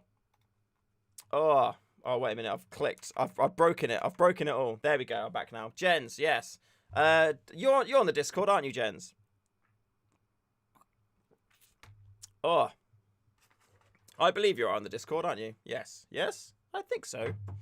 If not, get your butt on the Discord and then drop me a DM and I'll keep you updated. I'll mail you on Project Airsoft tomorrow. Ah, perfect. There you go. Well, Jens, join Discord, okay? Join it. Join us. There may be, if you wanted other things done to it as well, then we can always do that too. But I think for the meantime, as what I say to everyone, get the gun, run it as is, and then decide what it is that you want to do with it at that point there. I don't think there's any point in buying a gun and then upgrading it all completely at the start. The only thing I would do is do the MOSFET, because the MOSFET is sick. You know, the Gate Titan is actually a proper banger. And there's so many cool things that you can do with it. It's insane. So that's one thing I would recommend. But you don't need to do those things. But if you want that, it's great. And like I said, I've already got one, so we can pop that in for you, and then it'll be great. What do I think about the L85 on patrol base? Oh yeah, I remember seeing that. I'm not a huge fan of it though, to be fair. It's the reason why I say that is I've not used a L85 before like that. So I'm not too sure what the internals are like. I'm not too experienced with the internals. So I imagine it'd be pretty easy to pick up, and they're probably going to be pretty similar in there. Hello, Dr. Pepper. Hello, Colin. Welcome to stream. It's quite expensive if I remember right. Where is it? Yeah, there we go. I mean, yeah, it's discounted down. So it says intermittent trigger, which should be easy enough to fix once you get inside it. I mean, £130 discount, that's not too bad, to be fair. Like, if you know what you're doing, then I think it's probably going to be perfectly fine, you know? But just as it is, I don't know. I mean, if it's on there for a long time, then maybe. The only problem with L85s is that I wouldn't buy it to fix it, to then sell it on, because they're not really a high-in-demand rifle. Like, if somebody's looking for a new gun, 9 times out of 10, they're looking for an M4, you know? So I wouldn't purposely buy it because it's not something which is generally, you know, wanted a huge amount. If somebody said to me, hey, I want that L85, can you get it for me and fix it? Then I would be like, okay, sure. Like, I'm happy to look into that. The only thing I would say is that there wouldn't be like an exact cost on there that I could put on it, because I don't know how much it would be in the end, because I'm not familiar with the internals, and there may be other things to buy, and I probably haven't got things I can just put in, and you know, I've got internals from older guns that are perfectly fine that I've salvaged. I can just put in there, and you know, it'd be perfectly fine. So yeah, it's a bit of a trickier one, but I think that it would be, yeah, it may, if you know what you're doing to fix it, you're saving 130 quid, which is a banger. So, yeah, very good. Oh, the mystical hand has returned. Lower your hand a little bit. And a bit more again. Oh, look at what we've got there. Ooh. We did just buy another gun, by the way. I know. You said it was okay. Love you. Could you hear that? Oh, it's just going on your wall. I mean, if it's just going on your wall, then it doesn't matter the condition of it. You can buy it for sure. You'll probably be able to find a lot cheaper broken rifles, though, to be fair. Negotiating the 3. Blair Allen. A chap commented in chat earlier saying that they got an updated email from Taiwan Gun saying that they'll be shipping to the UK again very soon.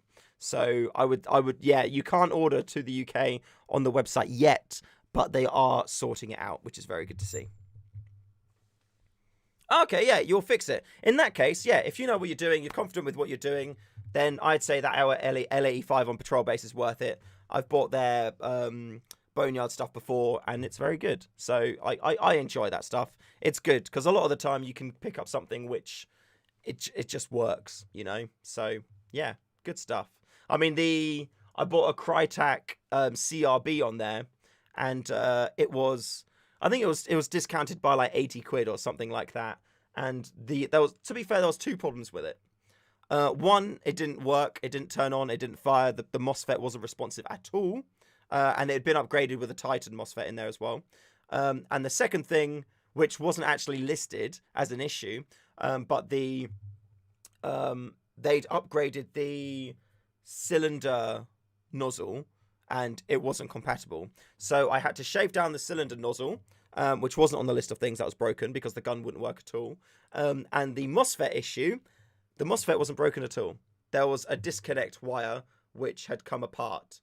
So I put that back together, and then it worked perfectly fine. So yeah, you can get yourself some gems on the boneyard, but at the same time, I was incredibly lucky that was the condition of that rifle. Okay, like it could have been that MOSFET was completely dead. And I actually have an old CRB trigger unit because I had a CRB which I swapped the MOSFET out for.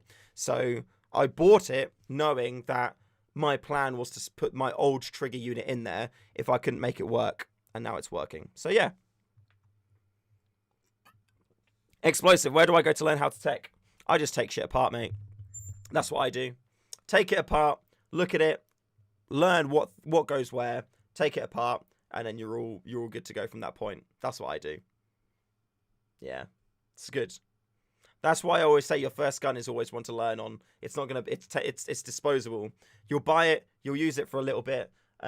You'll break it, and then once it's broken, you could buy a proper one. But you know, once it's coming towards the end of its life, take everything apart. Learn where everything goes. You don't have to learn where it goes back. As long as you get an understanding of where things go, then you're going to be in a good spot. Man, I'm mate. If we buy guns every single stream, I'm gonna love these streams. But let's try and not make a habit of it, okay? Let's try not to make a habit of it. And yeah, watch Negative Airsoft. He's very good. You can learn a lot from there. Some of the comments I think he makes are a bit more advanced and you need to get experience on it. But of course, that makes sense for everything. Like I use the word riff all the time. So if you don't know what that means, you'll be like, what the hell? What does that mean?